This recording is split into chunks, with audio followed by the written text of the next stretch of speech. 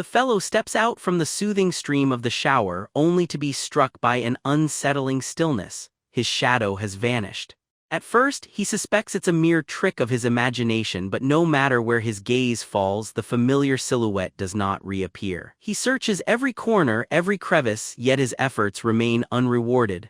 Suddenly, he comes face to face with the impossible. His shadow stands apart, detached and existing on its own. For a breathless moment, dread seizes him. Is it sentient? Could it pose a threat? Might this shadow seek his end? Yet, amid the fear, an idea takes root in his mind. What if it could respond to his will? Pausing hesitantly, he then commands, "Raise your hand." Instantly, the shadow complies. Clearly, the situation has begun to spiral into the bizarre. Lately, uncanny events have plagued Jiang Yu's life. His eyes have throbbed painfully, and he's begun to see strange health bars hovering over people's heads. Yet things only escalate from there. Soon, haunting visions torment him, images of the city laid to waste, monstrous creatures locked in violent clashes, only for reality to swiftly right itself and wipe away these terrible scenes as if they had never been. As if that weren't unsettling enough, a cryptic tattoo erupts across his chest, pulsing with a foreboding, shadowy energy. Now, under his command, even his wayward shadow stands ready to heed his every directive. This revelation ignites a thrill within him, prompting him to dole out yet more instructions to his new companion. The man gleefully orchestrates a dance, coaxing rhythm from his own living shade. After a while, a throbbing aches in his temples, and he starts to wonder about the origins of his uncanny shadow. Suddenly, a luminous orb bursts forth from the enigmatic ink on his chest, transforming seamlessly into a glowing screen. Displayed upon the screen are stats and attributes belonging to his shadow. Presently, it possesses only a solitary power named Shadow Devouring. By tapping on the plus sign, more details about the shadow present themselves. In essence, the shadow is a mirror image of himself, complete with all of his memories. Though it follows orders without hesitation, it lacks the ability to think autonomously. Zhang attempts to pass his hand through the shade, soon realizing there is no corporeal form, merely an intangibility. He inquires whether the shadow retains his own memories. The shadow simply nods. With no delay, our hero bounds to his desk and pulls out his math homework. He wonders if the shade can assist with his assignments. Much to Jeneng's amazement, the shadow is able to grasp the pen, prompting him to question whether it truly lacks substance. Sadly, without its own reasoning, the shadow struggles with the problems and lets the pen slip from its grasp. Jung, annoyed, remarks that he himself could breeze through the homework in just a couple of minutes.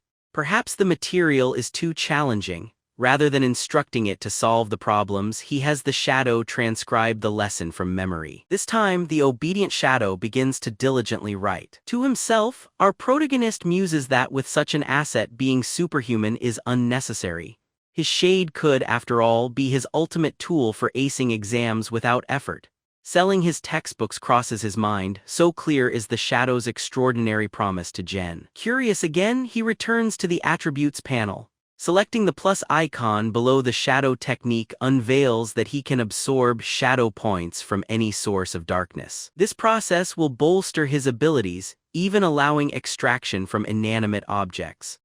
Jen ponders over the workings of this mysterious thing, uncertain if he needs to physically touch the darkness itself or the objects within its reach. He gazes about, and his attention lands on the shadow resting in the furthest part of his chamber. Attempting to draw in the shadow proves futile, only adding to his irritation as there isn't even so much as a basic guide or instructions for beginners to navigate the ability.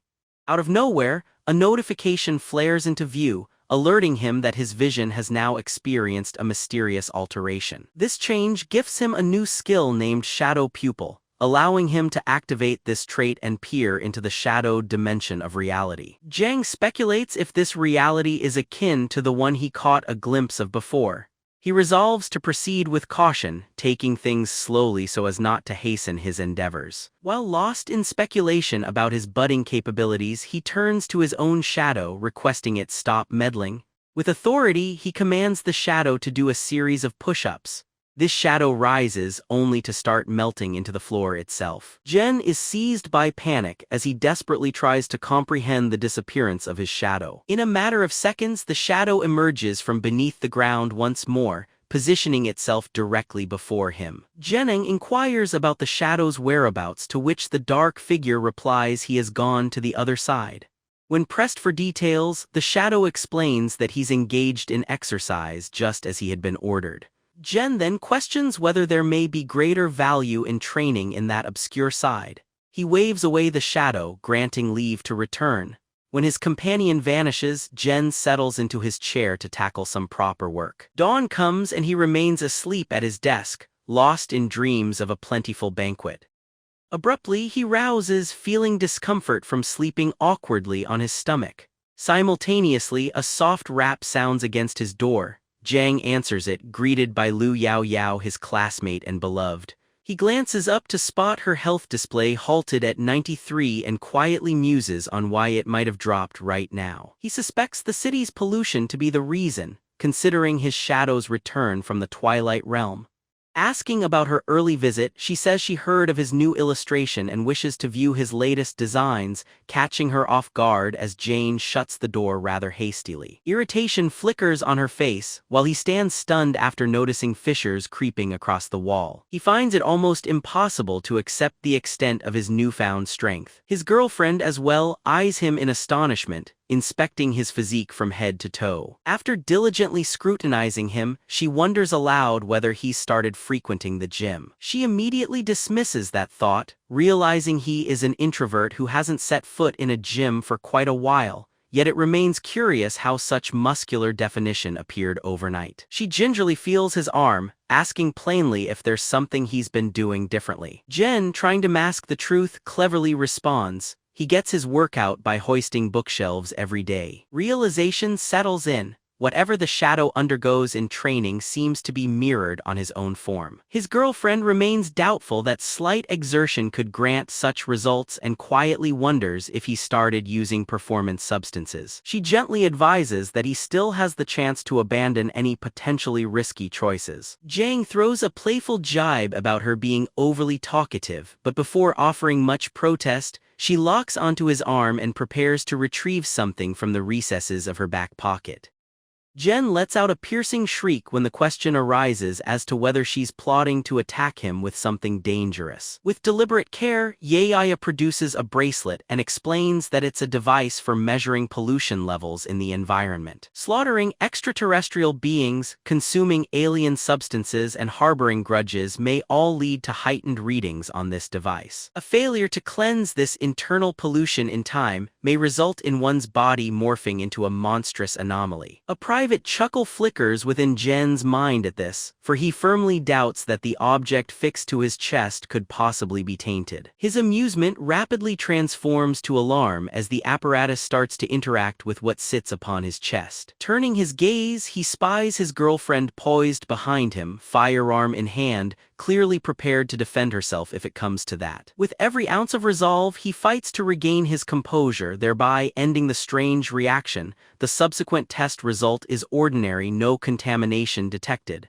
At this, a heavy breath escapes him, relieved to realize he is unscathed. She quietly remarks that her father ingrained in her the habit of caution in all things. Upon hearing this, Jang remarks that he's recently sketched some beloved comic heroes and inquisitively asks if she would like a glance. Brightening, Yao Yao readily admits her eagerness to view his artwork. Afterwards, reflection gnaws at Jang as he realizes just how narrowly he avoided exposure. A system window flickers open, and he reads that his own shadow has been hard at work in its shadowy realm and has managed to earn shadow points. As he peruses a cascade of notifications, he becomes aware of how much stronger his shadow self has become. Astonished by these revelations, he starts to wonder if his shade has been undergoing rigorous training the entire night. Indeed, the shadow's relentless drills can already be sensed by our protagonist, but he discerns that these workouts remain lacking, and so the regimen should be taken to the next level. He commands the shadow to perform push-ups and planks, not the ordinary types, but rather push-ups using 2 fingers on a single hand in a crouched tiger stance. Jen directs the shadow through martial forms and squats as well. He then raises the challenge, integrating such tasks as weighted runs and stringent abdominal routines. At this moment, Yao Yao stands quietly outside his door, catching fragments of his orders to the shadow within. She concludes that Jiang must simply be engrossed in training and dismisses her previous suspicions as overly dramatic. Feeling at ease knowing Jiang is not in danger, she heads back to her place, eager for more comics. The narrative then jumps to the 99th year on the disaster calendar. It is now January 20th, the very first day teamed with Shadow.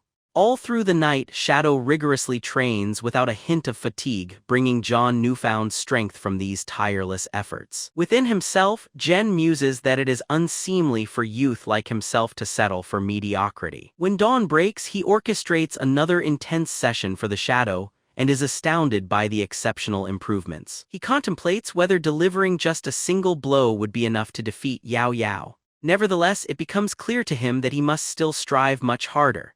Uncle Lee, his kin who serves as a night patrolman, sometimes calls on him, yet Uncle Lee seems utterly unaware of any changes in him. Time weighs heavy on Uncle Lee, age has dimmed his strength and an arm is long gone. Jennings muses that with one strike he could overcome not just 3 Uncle Lees but a crowd of 10 like Yao Yao. Fueled by this thought, his resolve grows steadier and he redoubles his efforts the following morning. He ponders that he cannot afford to let life continue in its current pattern and must apply himself relentlessly if he hopes to acquire remarkable powers. Determination swelling within, he resolves to commit further. January 24th finds his Shadow pressing on with intense drills while he takes care of his responsibilities. The 25th dawns with the same steadfast rhythm. His phantom diligently insists upon training while he goes about his labor. On the 26th, he decides to personally undertake a challenge, only to relent after a mere 10 push-ups. But the speed of accumulating Shadow points proves painstakingly sluggish. After his training, he gathers 8 in total and begins to wonder just how long it will require to reach 10 for a chance to unlock Shadow possession. He guesses that plunging fully into the dark side may help him progress more rapidly. Soon enough, ink-eye swirls begin to swirl around his feet, gently engulfing him.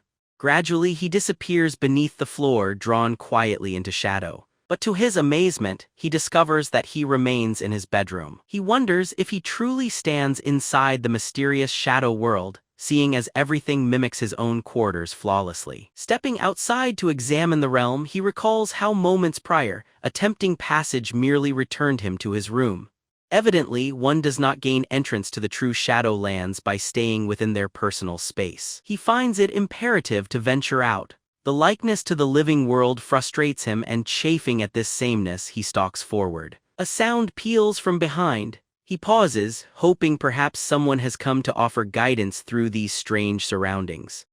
Instead, he is met by an uncanny beast that lunges at him without warning. Nimbly avoiding the strike, he faces a nightmarish opponent, its eyes burning with crimson intensity.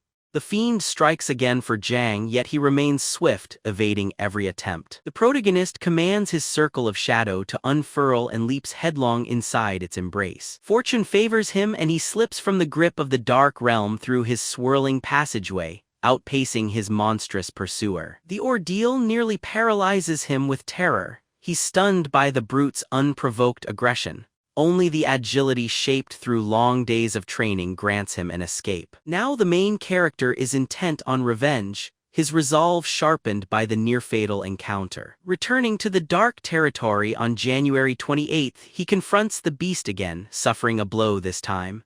The following morning he descends once more but fails to settle the score. This time pain erupts as he takes a solid strike to his chest. Come January 30th, the creature hits him thrice and he loses 6% of his health. Defeated, our hero takes a rare respite, seeking comfort at home. Yao Yao tends kindly to his injuries, querying if he's been quarreling. Cheerfully, he proclaims that his wounds are badges of honor. To this, Yao Yao teases his pride and remarks that once he grows truly strong, he might let it turn his head. Jen dismisses her jests and asks after the imminent martial arts examination. With the test looming just a month ahead, he inquires into Lu's preparations. It would seem she's quite forgotten about it. In these ruinous times, most trades have lost their former gleam, especially those of culture and art, reducing their artisans to society's very edges. The public's passions have shifted away from amusements, turning instead toward matters of the nation. Night guards now dominate the spotlight and have become celebrities. Those wishing to join their prestigious ranks must conquer a government-sanctioned martial arts assessment. Victors of this challenge step into a distinctive existence. Yaeya admits she isn't keen on this path. Much to Jang's astonishment, her heart is set elsewhere. She longs to immerse herself in the world of music. Jan supports her artistic pursuit but doubts if her father will consent. Her father occupies a high post in the night patrol with a status reminiscent of someone who bypassed the civil service route to carve an independent career.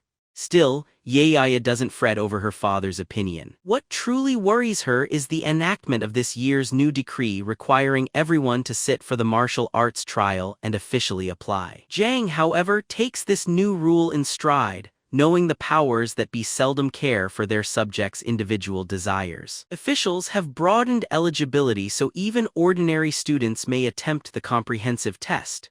Yaeya confides that demands placed on the night patrol have only intensified. Provided nothing unforeseen happens, the martial arts exam appears inevitable for her. Jeneng finds his thoughts wandering to the musical device Lu carried to the previous examination. Vividly, he recollects the subtle intricacies of that testing day, which made secrecy impossible for him. Yet he nurtures hope that his young mentor will not lead him into unfavorable factions. Turning to Yao Yao, he inquires whether the potion she used recently could shield one from non-human entities. She explains its purpose is limited strictly to identifying aliens and spirits.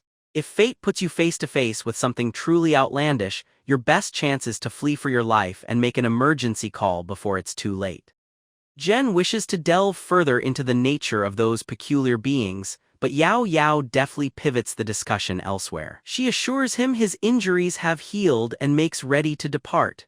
Jen coughs lightly, asking if he might borrow some of her family's foundational knowledge of the supernatural. Yaeya muses whether he's eyeing the public test in the future. He replies he merely seeks early insight since the martial arts examination is obligatory for everyone this time around. Moreover, he reveals his dream, crafting a comic about superhumans mingling with alien heritage. The notion of a superhero comic thrills Yao Yao, and she hungers for all the details. Shang lays out his initial vision. The comic centers on Ben, a frail lad often mistreated by classmates yet pure of heart. Guided by mentors and friends, Ben is chosen by the Night's Watch and drafted into an elite hero project.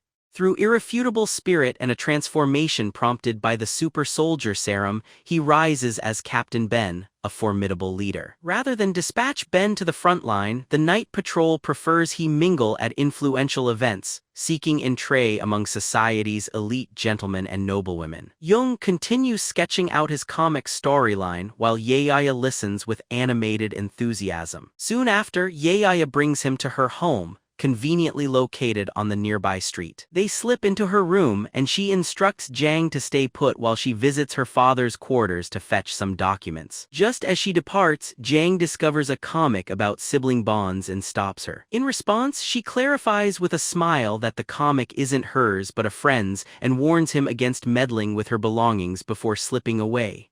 As she does, Jang can't help but note that she's still the same as ever. Music is the love Yaeya refuses to give up, cherishing her childhood instruments dearly. He recalls how she'd always insist on playing music for him, unwilling to accept his indifference. Curiosity getting the better of him, he sets one of her tapes playing and reminisces about days gone by.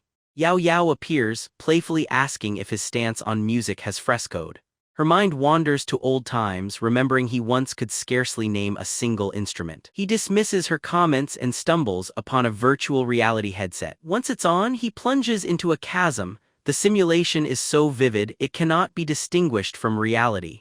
In that foreign realm, risks and taboos abound and catastrophe always hangs close. Within this enigmatic domain, extraterrestrial beings emerge, endlessly spreading chaos and devastating the real world. Jung muses, wondering if these life forms were what he encountered back in the hospital. Separating reality from the abyss lies an elusive shadow, a place known as the darkness veiling the world.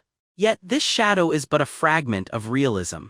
Before ruptures gaped in the pit, alien creatures infiltrated existence through that dim border. Night wardens stand watch at these borders, monitoring those who cross, and yet, Every so often an intruder slips through unseen. Twice every moon this shadow realm resets, mirroring the current state, causing a surge in hostile alien populations requiring swift purgation. Given that battles in the gloom sharply diminish human capability, those above rank 4 are usually kept away. The breadth of sight is a mere 3 to 5 meters and expands with strength. Prolonged exposure poisons humans, often transforming them into uncanny creatures themselves.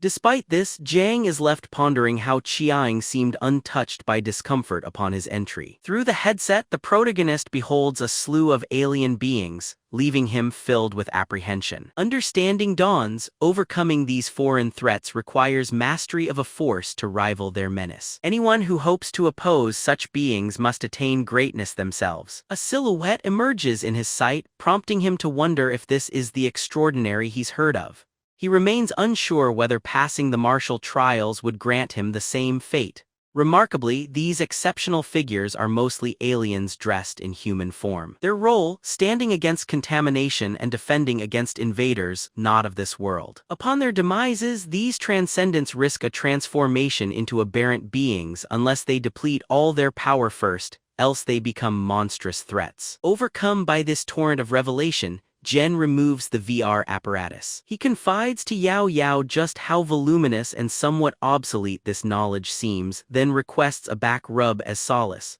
Offended by the notion, she chides him but eventually accepts after he tempts her with 3 high-definition original sketches. With the arrangement made, she massages him, finding his shoulders unexpectedly firm.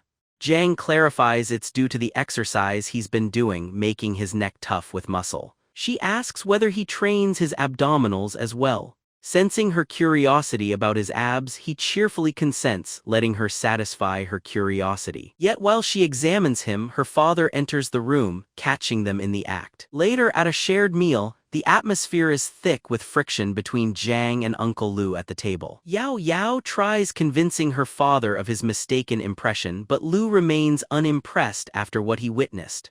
At a loss for words herself, Yo-Yo directs her frustration at Jiang, dragging him into the conversation.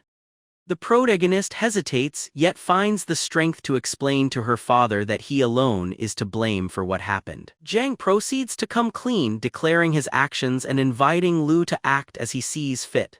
Enraged, Lu reaches for a knife, leading Yao Yao to hasten to soothe him while Jiang seeks to depart, declaring there's been a misunderstanding. Yao Yao and Jiang have grown up cherishing each other, but in temperament they contrast quite starkly. To most, the protagonist carries the reputation of a bad influence, while Yao Yao stands out as an intelligent and charming young lady. Though their characters contrast greatly, she was always fond of spending time with Jiang during childhood. He ponders if her fondness stems from the time he rescued her from some unkind children. He suspects her affection might owe to her admiration for his courageous spirit and striking looks. He reminisces about how she joined his games, even when he disguised himself as a vagrant to play tricks on others. He remembers her willingness to join in harmless mischief with him, and that her father would lecture her for associating with him. Uncle Lu has never trusted him. Seated firmly upon the sofa, Lu scrutinizes them both, suspicion visible in his gaze. Lighting a cigarette, he questions them about the scene that greeted him upon entering his daughter's room. Jan begins to clarify. He was only seeking knowledge regarding extraterrestrial life and mystical entities. Lu, however, attributes his behavior to a lack of discipline. He queries Jan about whether he truly grasps the underlying reason for concealing such knowledge from students ahead of time. Since Jiang is unsure, Lu proceeds to elucidate the matter to him. The soul of humanity is diverse, prone to stray. Sorrow may plunge a person into darkness. Not every truth is fit for all because not all possess the fortitude required. Should the soul harbor even the smallest flaw, otherworldly beings may seize that opening. This is why authorities screen every candidate before official evaluations. Only those healthy in body and resolute in spirit are allowed into the realm of the unusual. He further clarifies that the road toward extraordinary abilities stretches long and is scattered with peril, demanding both endurance and grit. He notes with a heavy heart that each year many fail to master their own powers despite technological support. For this reason, he urges Jiang to refrain from delving too deeply for now. Jiang expresses gratitude for his concern, yet admits retreat isn't an option since this year brings the comprehensive military tests. He believes it's safer to depend on oneself, though he mentions that trusted companions become vital in dire times. Before Lu can object, he receives a call for an urgent assignment. He starts preparing to leave, and as he departs, urges Jiang to act with integrity and warns that severe consequences await if Jiang acts improperly. Jiang reassures him he won't repeat any past misconduct concerning Yao Yao. Yao Yao feels let down by this, considering that in her view nothing wrong ever occurred between them. The setting transitions to the hustle and bustle of daily life with crowds out for errands. Jiang too finds himself outside, pausing before a digital display. On the screen, members of the Sunset Watch, those appointed to guard the Sea of Clouds, are shown. The protagonist appears faintly unsatisfied with the scant supernatural information he's gathered so far. As he shops for groceries, he contemplates privately that henceforth Uncle Lu will surely keep any relevant secrets from him. Just then, a call from Yao Yao comes in, requesting he bring home milk and eggs. Jen responds with gentle humor, suggesting she specify further if she also needs feminine items. He collects those essentials and heads home, mind already wandering to his imminent evaluation and progress with shadow techniques. The shadow practice proves helpful, though he knows alone it won't suffice. Consequently, he resolves to incorporate additional hands-on exercises. He has often come across promotions centered on combating alien intruders. Moreover, this year the martial arts test is expected to draw even more students than before. He gazes up at the shadowy heavens and an uneasy premonition settles over him, as though some grave misfortune is looming for this world. He acknowledges to himself that pondering these thoughts now serves little purpose and chooses to concentrate his efforts on growing stronger by clashing with alien life forms. He surveys his surroundings to make sure he is not under observation. After confirming this, he proceeds to step into the realm of shadows. The instant he crosses over, he senses a figure approaching. This person's vitality sits at a mere 14%. As they draw closer, he recognizes him, a young boy from the same neighborhood as Jiang. The boy's wounds are severe and death hovers near. Jiang asks why he's come to the dark side, but before he speaks he collapses. From behind him, a monstrous beast appears. This is indeed the very creature against which Jiang longs to take vengeance. Jiang also happens to notice a young girl and boy cowering in fear of this abomination, and suddenly understands the origin of the wounded boy's faltering life force. This sudden understanding fills Jiang with ire, and he prepares to face the daunting monster. The narrative rewinds to the moment the young man first arrived in the realm of shadows. He is a nighttime watchman, just on his way home after working overtime. Fatigued from endless shifts and mounting stress, he dwells on his regret for having registered for the martial arts test. Had he foreseen the pressure, he wouldn't have done so. Suddenly, a cry for help arises. Surveying the scene, he discovers two children being sucked into the darkness. Puzzled, the young man wonders whether an alien species could be pulling humans into darkness. Yet sources claim aliens merely invade this world and cause disruptions. He's never heard of people actually being absorbed by the dark realm. The children are still screaming, being dragged yet further into that swirling black mass. He promises them rescue and races over, grabbing hold of their hands as the shadows consume all three. Then, the swirling darkness flings them out onto the other side. The children are lost and frightened by their surroundings and begin to sob. Slowly, the young man comprehends that he stands in the domain of shadows while off-duty, unarmed, and without his environment protection gear. He becomes painfully aware that his prospects for survival are slim today. Before he can react, he faces a terrible alien brute. Terrified children look on as he attacks the beast, which vanishes before his eyes, but he soon realizes escape is impossible. Spinning about, he notices the area teems with a variety of alien presences. These beings are liable to launch an assault at any moment. The young man has served in public duty for years, causing his combat talents, once honed for the martial arts exams, to be almost forgotten. Worse yet, here in this ominous world, two youngsters entirely depend on him to stay alive. Tears continue to fall from their eyes. With no other recourse, he issues an emergency signal from his wrist device and prays for aid to arrive. After dispatching the signal, he strips off his band and hands it over to the children, knowing that the device can shield them if only momentarily from the noxious air. He feels it would be senseless to retain it himself, best that he entrust it to their care. The little boy asks, hopeful, whether they will make it out alive, and the young man says with certainty that they undoubtedly will survive. He counsels the child to find refuge somewhere safe, as he must first confront the monstrous threat. The young man remembers his achievement, passing the physical fitness exam at the age of 18, which allowed him to join the Department of Extraordinary Powers at the university. He recalls pouring effort into building his basics during his freshman year at university, nurturing the hope of one day becoming a warrior. Etched in his memory is that moment in his second year, the day he prevailed over a rogue alien with no official ranking. Yet, it doesn't take long for him to grasp that diligence pale beside innate gifts in a world ruled by extraordinary abilities. This young man rejected destiny's pull. Despite sheer effort, he could not surpass his boundaries. Eventually, he had to resign from the Military Forces Division and accept his lot as a typical member of Night's Watch. Shaking free from his reverie, he perceives that the beast is drawing near. It is a mid-grade, four-dimensional half-animal monster of superior first class. The creature lunges, but he parries the assault, the familiarity of the strike stirring something within him. And yet, the creature suddenly surprises him and lands a strike while his guard is down. It was possible for him to elude the blow, but his physical form could not match the speed of his thoughts. The beast lashes out once more. He dodges and makes a desperate retreat, but his limbs feel laden, as though stabbed by innumerable tiny needles. Because of this, he must defeat the adversary before the spreading corruption claims his life. Gathering himself, he harnesses his shadow gift of blindness and strikes at the monster. The beast collapses under his supernatural attack. Blood now stains him as the corruption worsens within each use of power. Those like him, lacking impressive resolve and credentials, cannot handle frequent invocations of the arcane.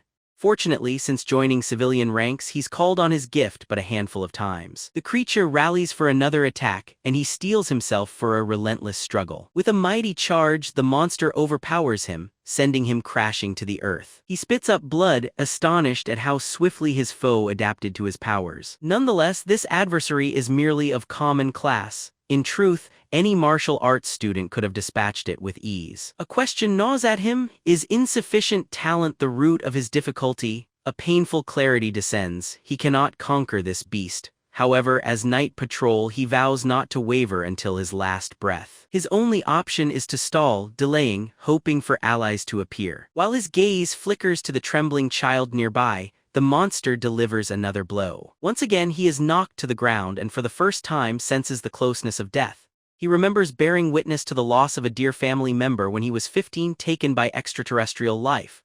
This hardened his aim to enlist at 18. He remembers, with equal sharpness, having to leave the front line at 20, soon after his second year ended. Afterward, he entered the night police as a trainee at 21, remaining there as a full-fledged officer since. 4 years have now elapsed since then.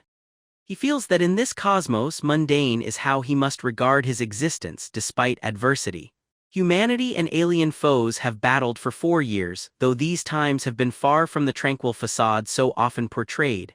Each soul seeks to flee hardship, but no one can look away when darkness looms above. To the young man, death is the accepted destiny for those bearing powers, but the urge to surrender does not touch him, for the little ones still need shielding. He gulps a cobalt tablet, feeling strength kindle anew as he rises from the dust. Steeling himself, he braces for a renewed duel with the alien. This time he drives the offense, pressing an attack so fierce the monster is unable to mount any defense. Clinging to hope, he believes that by enduring just a bit longer, victory might be his. But in the final stretch, the corruption overwhelms him and the monster sudden counterattacks. Unable to endure the force of that assault, he collapses onto the earth. Blood trickles from his temple and the shadow of mortality becomes visible to him.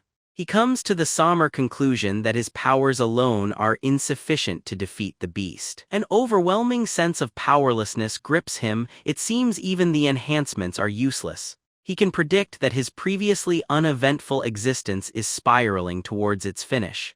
At the verge of surrender, a familiar voice rings out. It's Jang. He speculates whether this is perhaps a guardian's aide, though the speaker sounds far too young to fit such a description.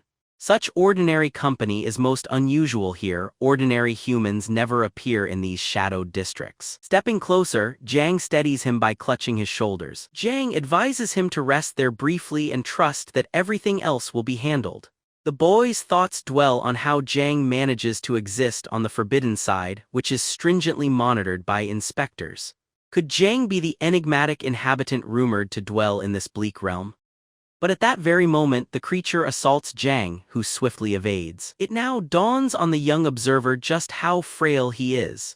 The alien menace lunges for him, but before it makes contact, Jang strikes, reducing its vitality from 24 to 23. Jang addresses the beast with a stern warning. It must contend with him instead, raising aloft a glass bottle prepared to defend. He smashes the vessel, brandishing the jagged shards to intimidate the foe. Their prior encounter offers him insight into its combat style. Gravely hurt, the monster's speed and fervor wane noticeably. Fully aware of this shift in balance, Jennings stands poised to make it clear this will be resolved on his terms. Angered, the alien lashes out at Jang once more. Yet Jung sidesteps with agile precision. The young boy remains uncertain of Jang's competence, but it's evident that, lacking even specialized arts, he can overwhelmingly dominate his challengers. Driven by a fierce resolve for vengeance, Jen commits the last of his energy in delivering a blow to its midsection. Incensed, the alien hurls him away, but Jen grasps that striking its center throws it off guard. He watches the beast careen towards him. Within himself, he debates his limited options. Just 2 more assaults might be fatal. He knows he would have fled and returned later were he alone, yet with other lives in peril, especially the children and the boy, retreat is not possible. He then notes the alien's health has dipped to a mere 1/5 of its original. With its strength so diminished, he convinces himself not to fear. Perhaps today is the day he can vanquish this foe. The boy, perceiving a vulnerable spot, calls for him to aim at its right rib where the wounds run deep. Taking the advice to heart, Jennings dashes into the fray. Alerted, the alien readies itself, yet to its shock, Jang feints to the left, saying he'd anticipated the right side would be better guarded after the boy's outcry. His well-executed maneuver reduces the creature's reserves to 18%. With flight on its mind, the alien attempts escape, and Jang suspects its motives. Urged on by the boy's warning, dread rises as they realize the next target is the children. The monstrous entity closes in, its maw gaping and intent clear. The children's cries fill the air, their faces pale with fear. Jung hastily seizes a soda can and launches it with all his might at their would-be predator. The can strikes the alien full in the visage. In this harrowing moment, the wounded companion recovers a spark of vigor, leaps skyward, and brings his fist down on the alien's crown. The forceful blow reduces the monster's strength to a scant 15%. Coughing blood with renewed effort, the young boy looks upwards. As the creature prepares to lash out again, Jang seizes it from behind just in time. The end for the creature draws near. He stands ready to finish it. He sinks his teeth into the creature's neck, diminishing its life force. He tugs at its hair and jeers, urging it to keep up its loud barking. Its vitality drops sharply to 11%, and Jang resolutely promises he'll never allow it to harm people again. Soon after, a strange orb materializes in the monster's chest. At first, the protagonist is momentarily baffled, but swiftly figures out he must target the sphere to destroy the beast. With every ounce of force, Jang assaults the orb. A tremendous detonation ensues, ending the alien's existence. Its form dissipates together with the shadows it conjured, sweeping away the havoc it unleashed. Blood trickles from Jang, yet relief steadies him onto his feet. His eyes fall on the other man, who is also wounded and seated on the ground among the children. Jen feels a surge of justice now that his revenge is achieved. Then, suddenly, his sight falters and darkness overtakes him. He finds himself cast into a realm of tumult. Everywhere lie fallen and injured corpses scattered, wounds fresh, and the world is aflame. Jen wonders if he has arrived at the place where all assemble. He has no memory of how he arrived at this place. Surrounded by a great host of hostile aliens, he stands as they circle, ready to pounce. Suddenly they surge at him. Terrified, he cries out. The blazing sun sits high over a world cloaked in shadow. Some clamor in places lit by fire, others shout from amid the darkness. Chaos reigns, strife everywhere, lifeblood spilled. While some know the grim reality, others remain oblivious to that true, sweeping demise. Without warning, Jen's vision clears and the young boy's voice reaches him, anxious whether Jen is still among the living. With assurance, Jong declares he is alive, deeply relieved the nightmare scenes were simply a passing dream. Nothing now lingers in his memory after striking down the alien. Carefully, Jong reaches for the alien's body and notes the creature as one of the shadow-devouring kind. Quiet, he hears the boy question his well-being, clearly worried by Jong's silence. Yet before he can respond, Jong observes that the boy's own health appears dire. Measured by the standards of blood volume, the youth retains hope. His HP remains at 10%, giving his life a faint thread. According to the established HP system, any human with but 10% HP hovers at death's jagged threshold, their prospects faint though not extinct. Quietly, the boy asks Jong to help prop him against the nearby wall. Side by side, they rest against the wall. The boy turns to inquire, calling Jang a member of the Night Watch. The hero finds it curious this lad fails to recognize him though they reside within the same apartment complex. He figures perhaps the boy simply has not encountered him enough to recall his face, and thus the lack of recognition. Jen tells him he isn't a member of the night patrol. To this, the boy remarks that with the way Jen fought that first-order alien, he certainly doesn't seem like your average night patrolman. Breaking into laughter, the boy adds that not all night watchers have such strength. Jeneng muses that gratitude is in short supply. He has, after all, saved the youth, yet the boy then beams and offers, "You did an amazing job." He continues to tease Jang, joking about never witnessing someone dispatch an alien with soy sauce before, pausing here and there to cough. Jeneng marvels at the boy's lightheartedness even in the face of pain and injury. He can't help but muse whether every night guard carries such a cheerful disposition. The stranger inquires about Jang's age and college. Jang replies that he's a sophomore at North Metro Academy, concealing the truth lest his private affairs pass into casual hands. By coincidence, the other fellow studies at the same academy and follows up, curious about Jang's chosen course. Jeneng's hesitation prompts the man to drop his line of questioning, until he suddenly remarks that Jang likely belongs to the martial arts faculty. Surely, anyone outside it couldn't handle a first-level monster. Without pausing, he continues his chatter and then requests a cigarette from Jang.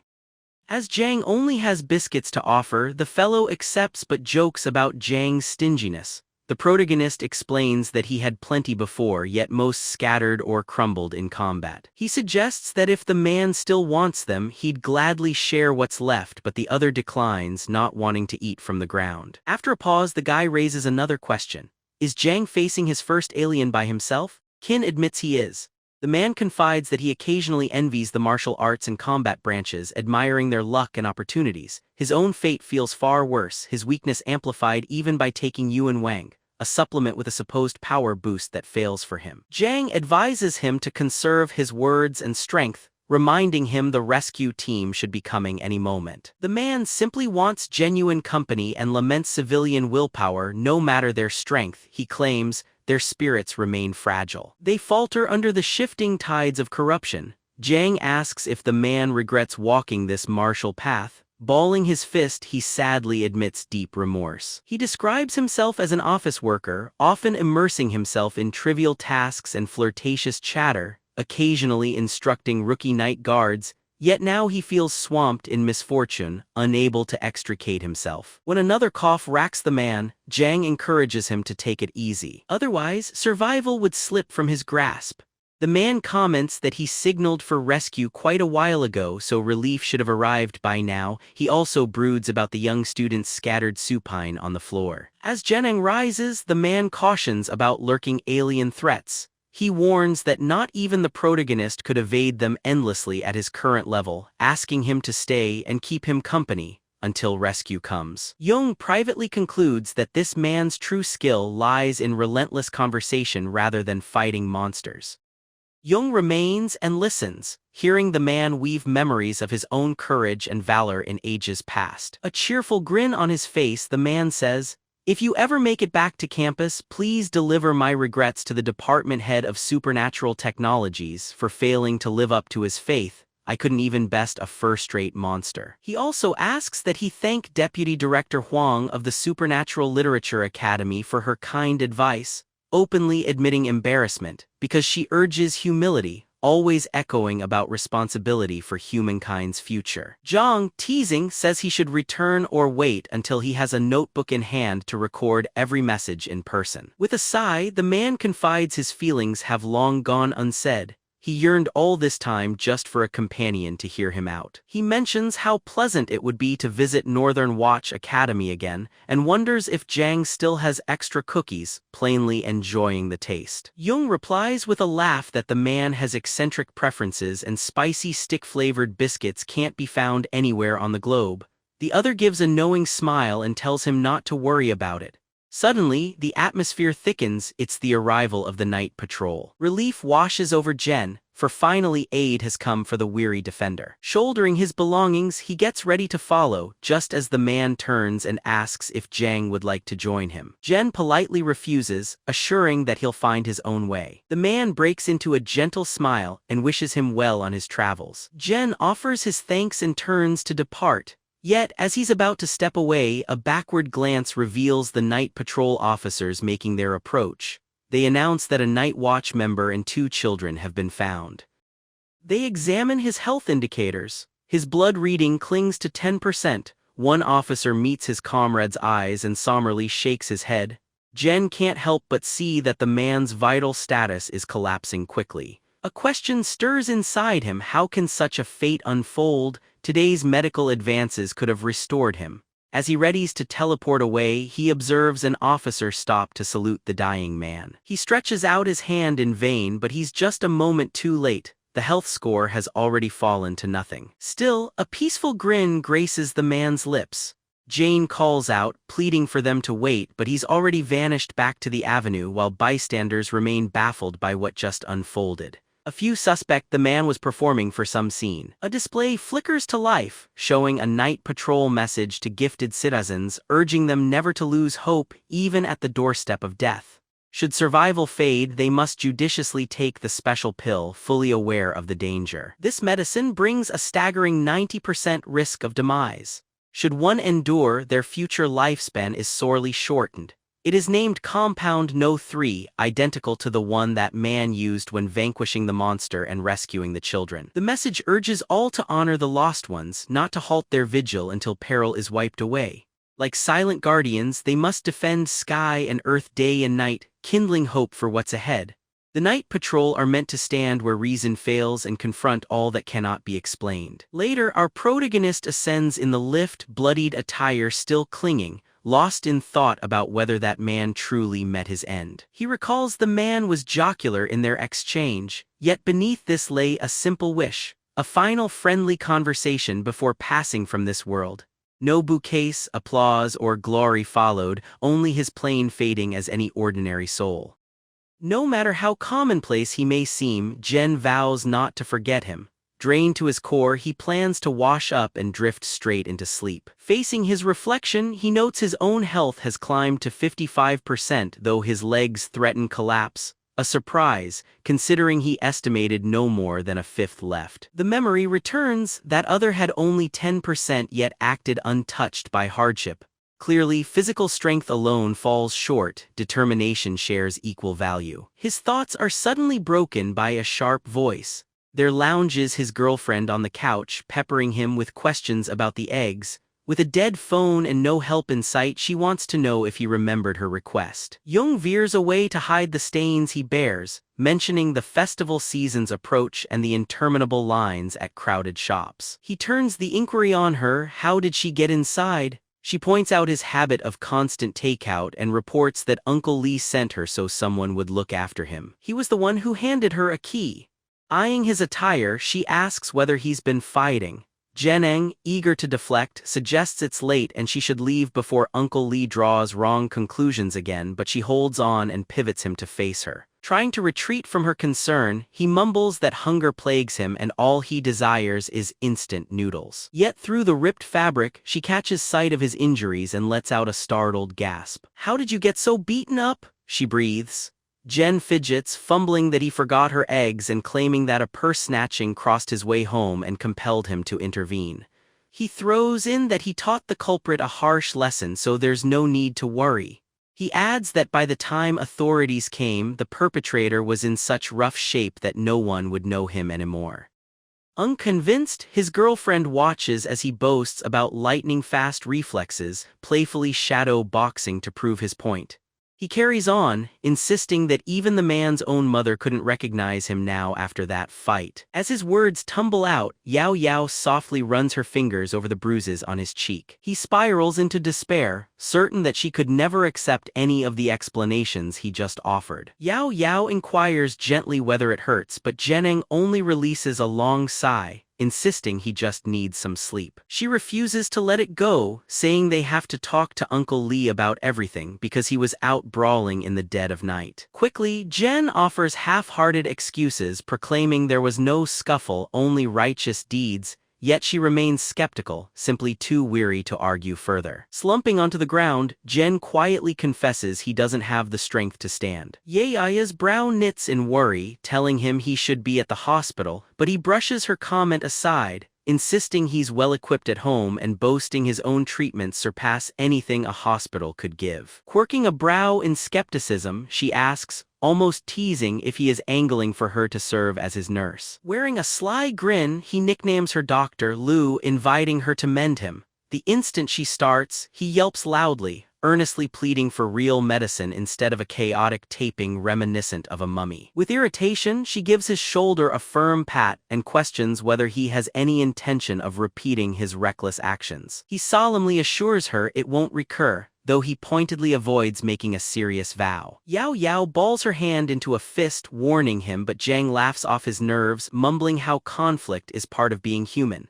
He adds that if it truly matters to her, he'll restrain himself to observing only. At this, she readies her knuckles again, challenging what he just muttered. Dutifully, he reiterates, assuring her next time he'll avoid involvement and merely witness from afar. On that note, Yao Yao moves to go. As she steps away, Jung calls after, proposing she might as well spend the night since his bed is spacious. She makes a face at him before shutting the door emphatically behind her. Stretching out in bed, he seeks sleep, but his mind churns restlessly over the encounter with the mysterious man in the Shadow Realm whose urgent message was to safeguard the Northern Watch Academy.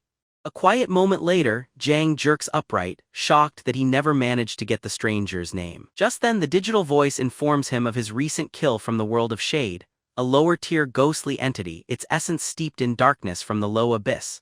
According to the system, anyone branded by this shade becomes prey to stealthy danger. Still injured, Jung slew it even with his broken arm, and in return he receives shadow points. Zhang muses on whether there is a record kept of his conquests, or if perhaps only by consuming shadows with his devour skill will such feats be documented. He immediately becomes aware of the new skill notification within his interface. According to the system, his latest ability, Shadow Assault, delivers an unseen blow that opponents cannot sense, with the initial strike packing formidable destructive force. Intrigued, Zhang positions himself in the center of his room and utters the attack's name, but nothing stirs in response. Puzzled, he wonders whether his interface is malfunctioning or if a victim is needed. Either way, he decides the test will wait. Pulling open his stats panel, he examines the display. He discovers he is called Zhang, bearing the attribute of Shadow along with 14 accumulated shadow points. He is perked into the Rogue class, an expert in secret attacks gleaned from darkness, and his skill set now covers Shadow Devour, Shadow Eyes, and Shadow Form. Reading over these qualities, Jung marvels at how any system could weave such gaming logic into reality. At that exact moment, the digital voice announces a change. His shadow now bends completely to his command. He can entwine himself with its shape into a unique form. Jennings narrows his gaze, wondering if yet another skill has materialized. The interface confirms, Shadow Form is now his to wield, and training like this will increase his strength. This altered presence allows him to merge with the night, nearly vanishing to others.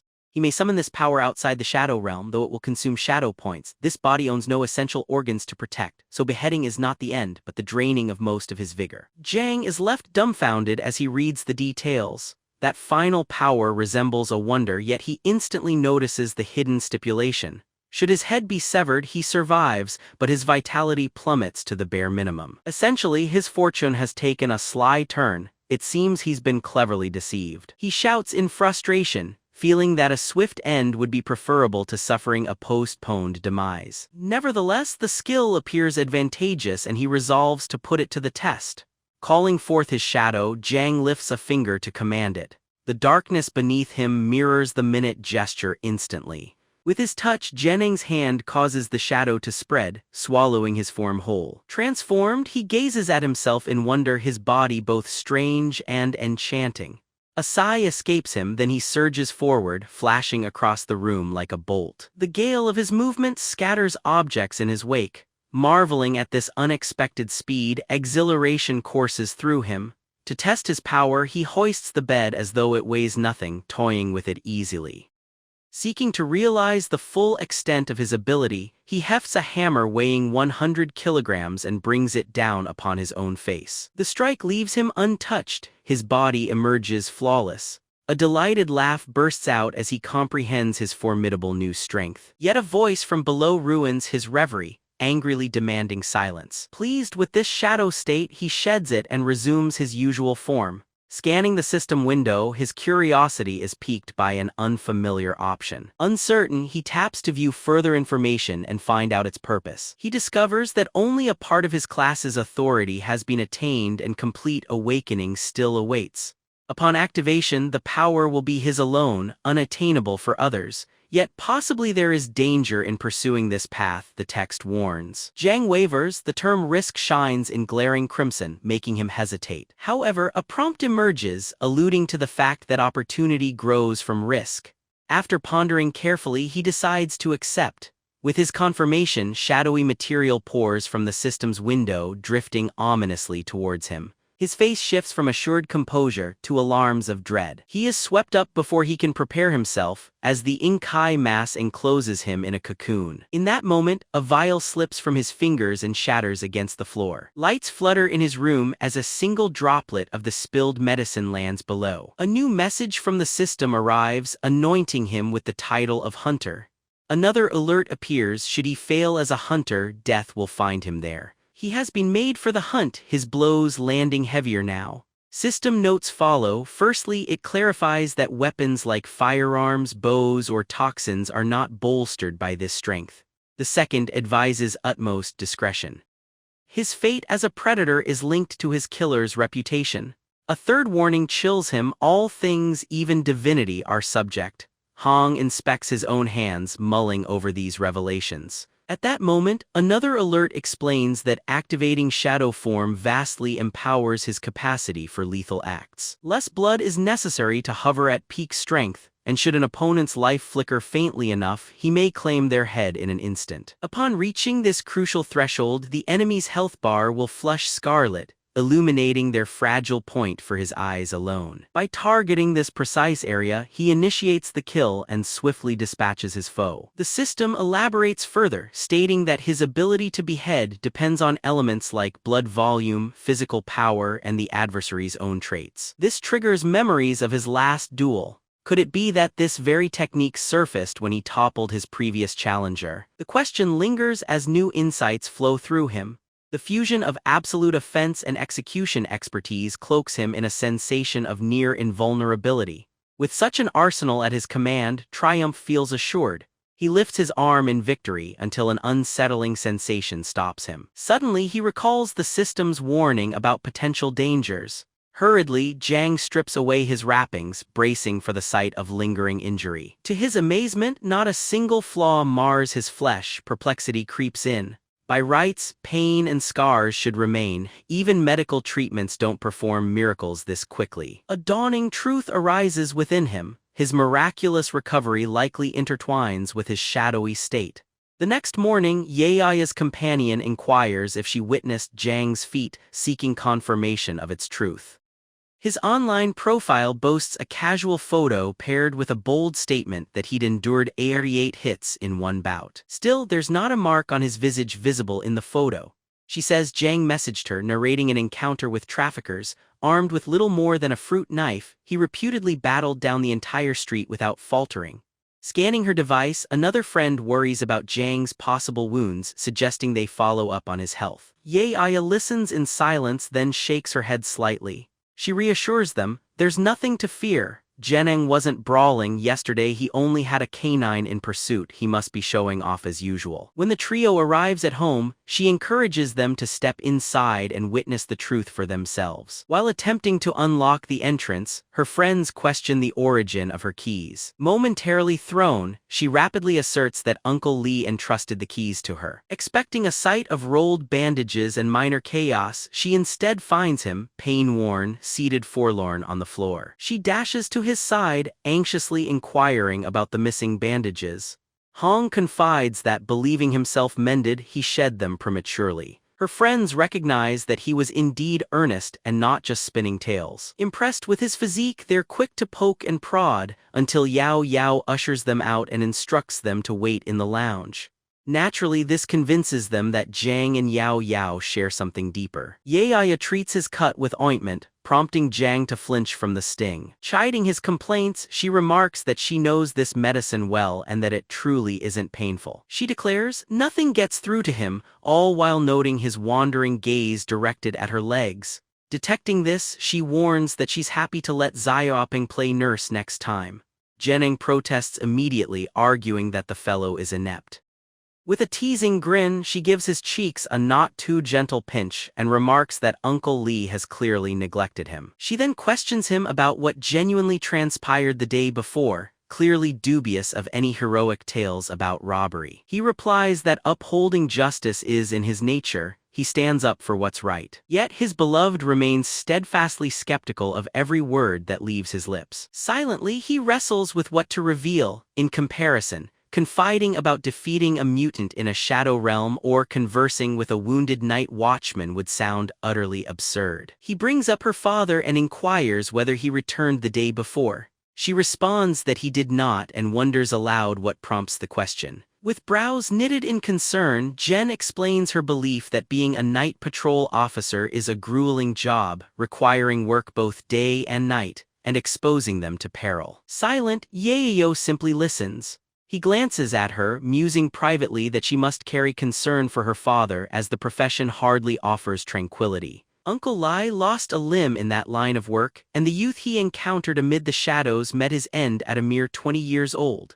Even someone as formidable as her father bears lasting harm, which signifies no further advancement waits for him in this life. Yao Yao meets his gaze and questions whether he intends to join the night patrol after succeeding in the martial arts assessment. He pauses thoughtfully before admitting that his decision is still unresolved. He then lightheartedly wonders if there will be any charming girls among the night patrol, irking her with his remark. Outside, their two friends make attempts to eavesdrop on their exchange, curious about what is happening within. At last, curiosity compels them to enter the room. Jang seeks an explanation for their arrival, to which they reply that concern for his well-being brought them by. He reassures them and invites them to have a seat.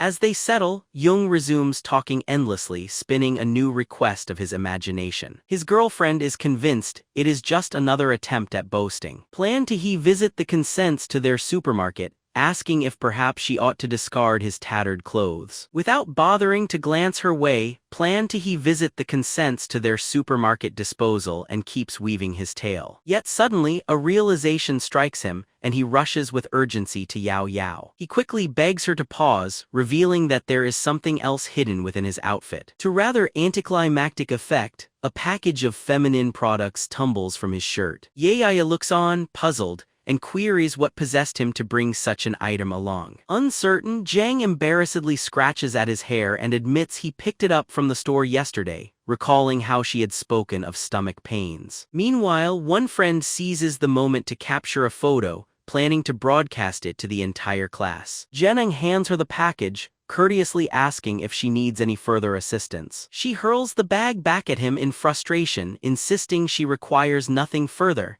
He feigns confusion, questioning her abrupt anger.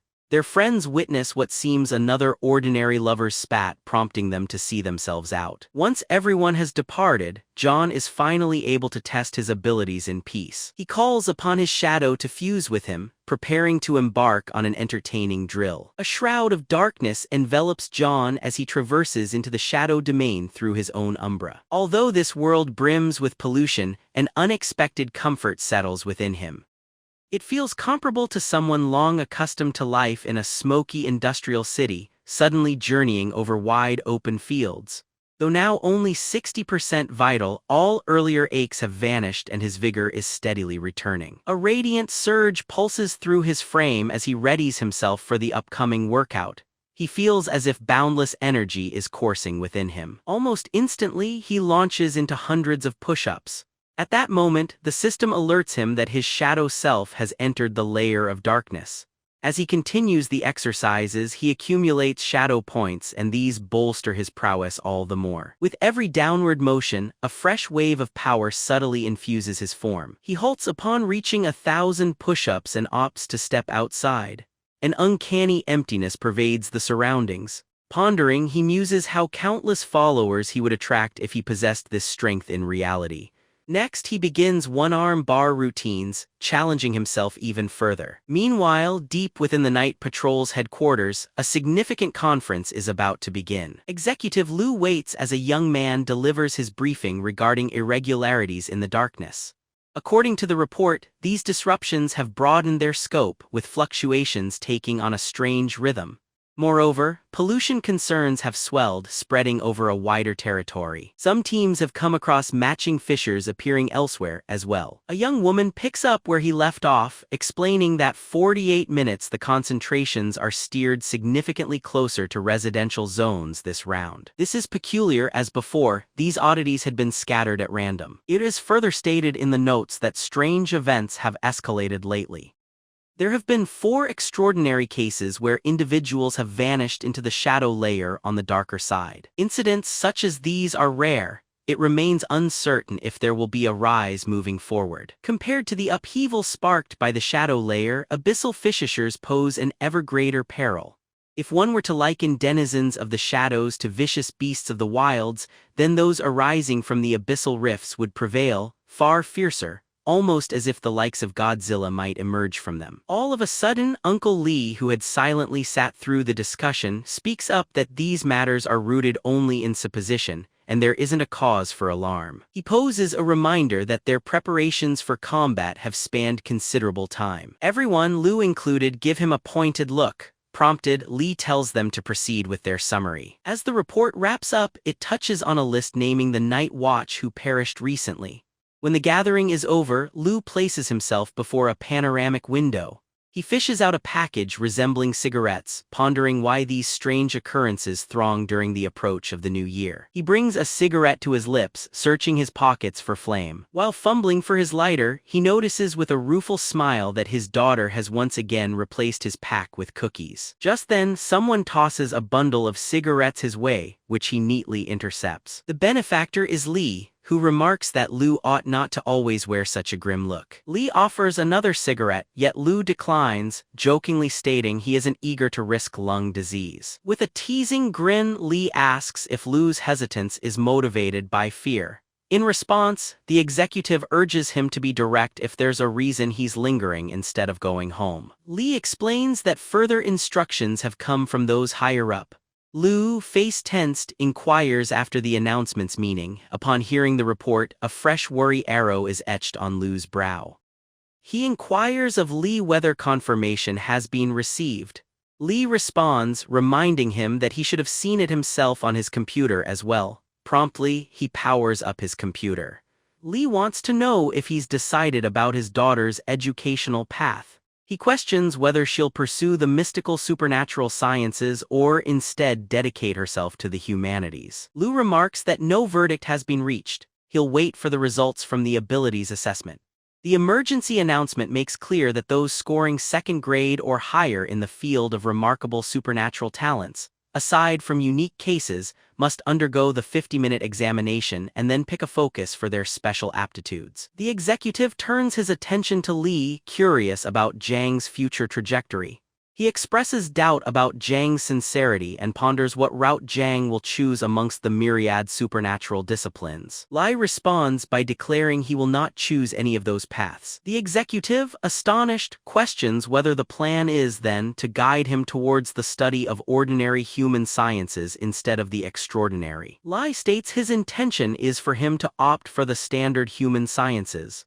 Lu doubts sincerity, figuring this must be jest, especially since the abilities test remains to be taken, and after qualifying, specializing in the extraordinary sciences would almost be compulsory. Rising from his seat, Lee confides that he in fact does not wish for him to take the test at all. With that, Lee takes his leave for a walk, leaving Lu amidst his bureaucratic obligations. At that moment, a young woman with pink hair makes her entrance, struggling with a stack of folders. She steps in and sincerely apologizes for interrupting. Lu seems unconcerned and wonders aloud what business brings her to his office today. She presents a message issued from the Shadow Realm. It alerts them to the existence of a newly discovered peculiar creature, a particularly disciplined shadow depicted as politely devoted to exercise. The being's form is black, resembling an ordinary shadow. The document recounts its first appearance, emerging from the gardens of Xingyu Residential Center. It's assumed the shadow unintentionally drifted into new territory. Known for its passion for fitness, it utilizes exercise tools and seldom shows aggression. Explorers have also observed the creature's tendency to politely greet those who approach. Assessments rate the being as low risk, reporting 0 instances of violence. The pink-haired assistant informs her superior that their surveillance group has spotted this unique shadow lingering nearby, and since it's missing from official archives, she seeks Lu's insight. This sort of creature is altogether unfamiliar to Lu. The narrative shifts now, descending into the Shadow Realm where Jang is busily recording footage of a spider. He informs his audience that, gram for gram, spider flesh boasts more protein compared to a similar serving of rice. He continues by saying the spider's meat is succulent and it grills well over a flame.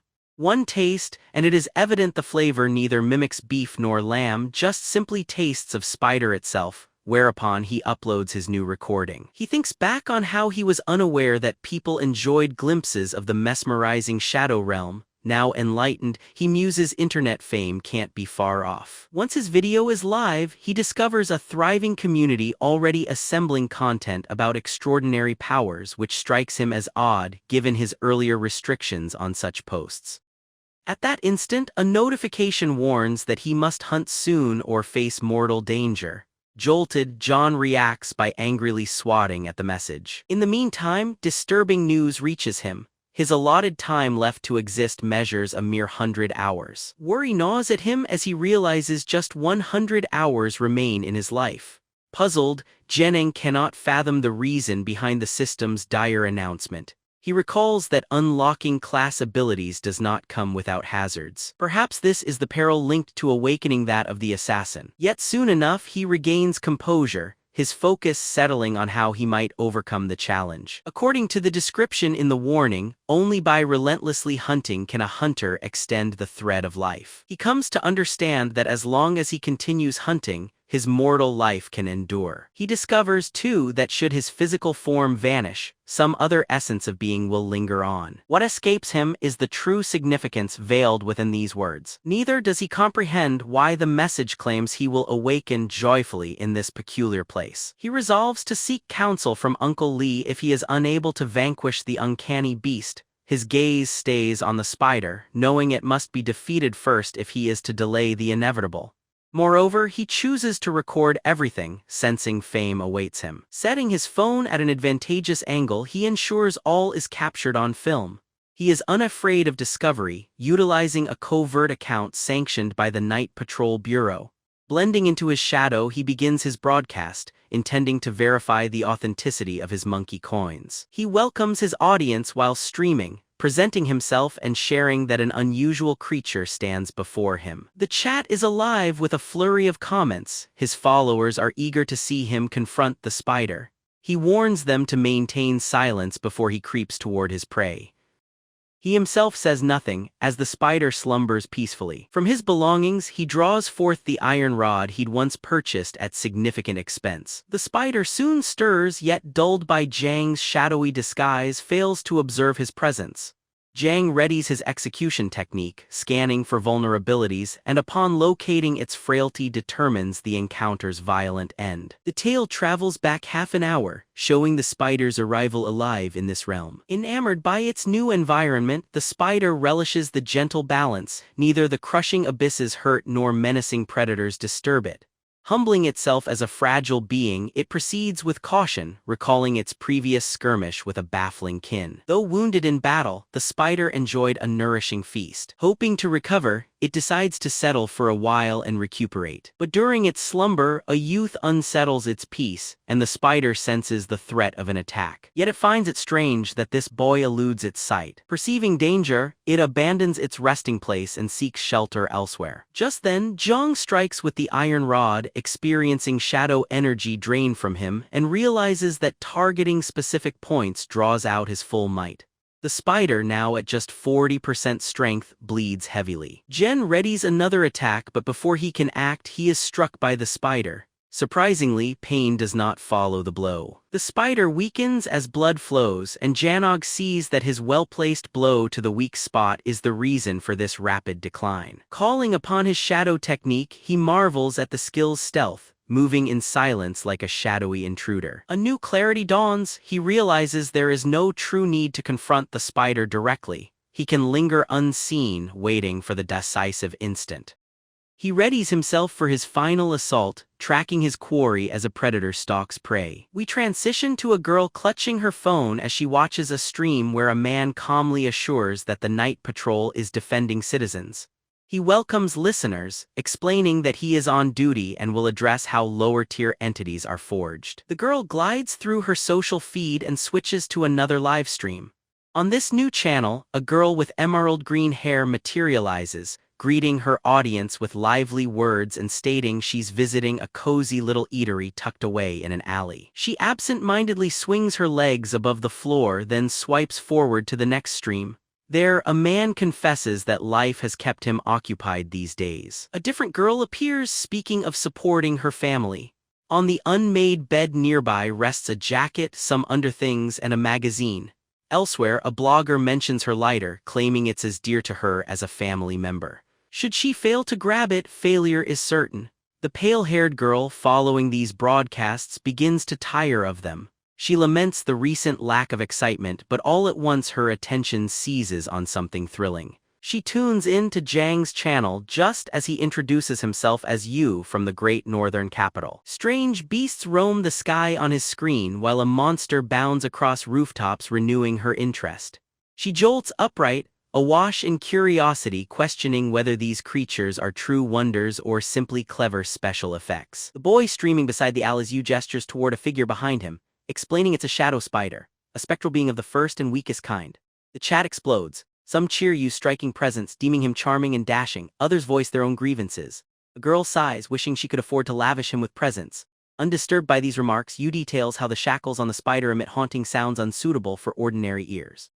Annoyance crosses the white-haired girl's face as she reads through the comments. She scolds the users, calling them fools and disparaging their bad manners online, wishing their parents understood what their children were sharing. Then, caught by a sudden impulse, she halts and quickly starts tapping her own response. Yu melds into shadow and slips away into the midnight void. The girl is left startled, pondering whether he could be a remarkable entity beyond the ordinary. This thought draws a smile to her lips, as she senses that things are turning ever more captivating. Yuri emerges behind the spider, hurling a metal baton toward the creature. The monster bellows in agony, surging upright on its back legs. From the earth, a vibrant crimson beam blasts through, striking the spider, causing it to stagger, bewildered by this unexpected blow. Yu then gently taps the beast, and as it whirls at him in wrath, he flashes a bold grin and proclaims, "I'm here." The spider attacks savagely, but Yu effortlessly avoids each lunge, taunting it with the remark that even with 8 limbs it still cannot land a blow. Snuggled beneath her covers, the silver-haired girl types excited praise about Yu's lightning-fast skills and striking appearance. Suddenly, the spider looses a vast beam of deep violet, spreading corrosive acid across the ground. With a mocking tone, it believes Yu is ensnared. But Yu's voice suddenly calls from above, questioning whether the spider truly thinks he's powerless because of some acid. The beast glances upward, spotting Yu perched high upon a rooftop. Yu calmly points out that shadows exist everywhere before leaping downwards. Though the spider showers acidity in an effort to fell him, Yu slides unscathed through the danger, sometimes melding into the buildings themselves. He boldly names himself the hunter amid the shadowed world. Lifting his metal baton, he confides that ceaseless bloodshed has blurred his recollections, leaving only his name in memory. In a fluid motion, the rod finds its target, the spider's head, and the beast howls in suffering. Relentlessly, he brings the spider down, declaring his name Yu. Pressing his palm to the lifeless spider, he invokes the shadow-devouring art, drawing in the creature's dark energy. The Inkai force seeps from the spider's form and merges at last into his own being. Ivory strips spiral around him, crafting an elegant white cloak. He senses that the chase has ended. Spectators sit awestruck before their screens, likening the spectacle to something from a cinematic universe, with many hearts fluttering in newfound admiration. With eager delight, the girl hugs her phone close to her chest, feeling a rush she hasn't experienced in ages. Swiftly, she seeks out his profile for a closer look. On his page, the name Killer Yu is displayed. He boasts 722,000 likes and an impressive 89,000 followers. A sudden yearning sparks inside her. She simply must draw his notice. She taps follow and entertains the hope that maybe she'll find a way to reach out. Without delay, she writes him a message, inquiring whether she might raise the reward on a posted assassination target. Meanwhile, the system brings up data on the shadow spider, a creature of ancient demonic lineage categorized at mid-rank level 1. Its body is inscribed with ominous markings. The more elaborate they are, the greater the corruption it emits. Gazing upon it for too long can be perilous. Notable abilities include crafting a caustic net and inflicting archaic demon corruption. Upon slaying the spider, a distortion clouds his senses.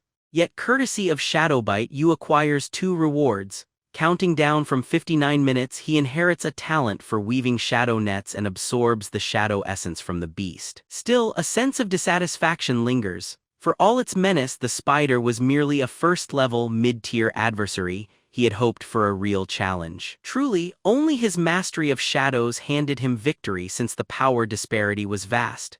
Checking his mobile, Yu notices that 1.5 million souls are tuned in. A broad grin emerges. At last, so many eyes have turned his way. With amusement in his voice, he wraps up the stream, saying, "That's all for now." He craves to leave his audience intrigued.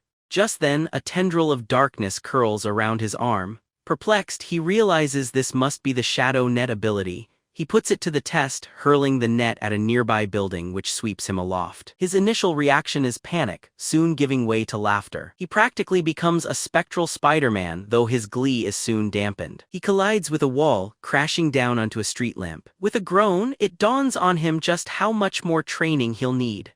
A floating screen materializes, revealing his lifespan has only grown by 3 days, summing up to 7. He scowls at the modest increase. 7 days is more than before, yet tracking new beasts promises difficulties ahead, and he'll need reinforcements.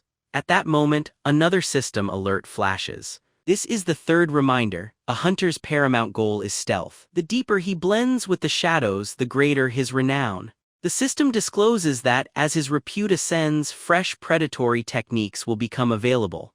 Now, the power to brand a target and pinpoint frailties at a glance is within his grasp.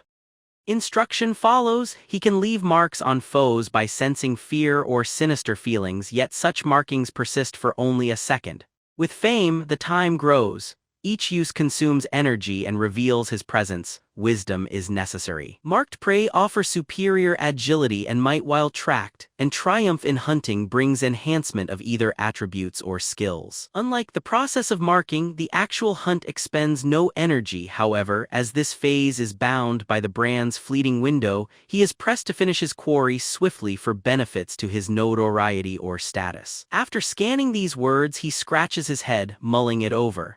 Has his authority now been granted, and at what point did fame clasp his hand? Considering the sudden surge in viewers, he muses whether it could trace back to the livestream. If so, he will seek out further hunts, chase new followers, and pursue abilities freshly unveiled.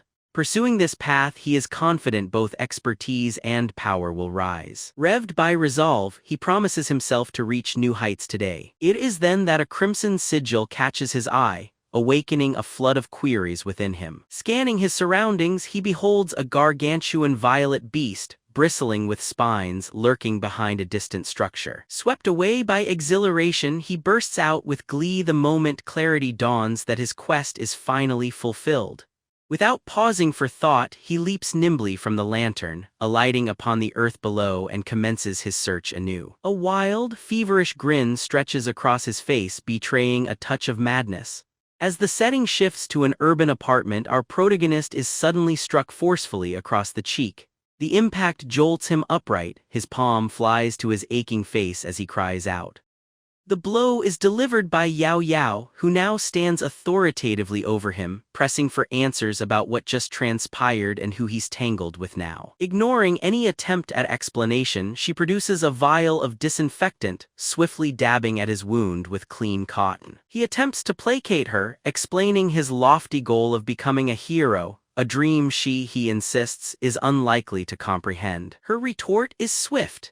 Does he know any hero who's battered every day? She accuses him of mere bravado without true ability, cutting off his rebuttal with a wad of cotton up his nose and a firm warning about meddling in dangerous things without true expertise. He grits his teeth in annoyance before turning away boldly, boasting he could heal himself instantly by calling on his shadow form. He notes he refrained from using it just so she could offer her aid. This confession sparks her interest. Curiosity alights in her gaze as she asks exactly what he means. Eager to change topics, he grabs a bottle of water and proposes watching a film instead. She answers offhand that nothing on offer catches her fancy. Thumbing her phone, she casually mentions how a particular YouTuber has lately become all the rage. Her cheeks flush as she broaches his name. Catching her blush, he inquires curiously about this YouTuber. Instead of words, she thrusts her phone towards him, urging him to take a look. Stunned, he stares at the screen. His own shadow proclaims an identity as you, the assassin forged of oblivion.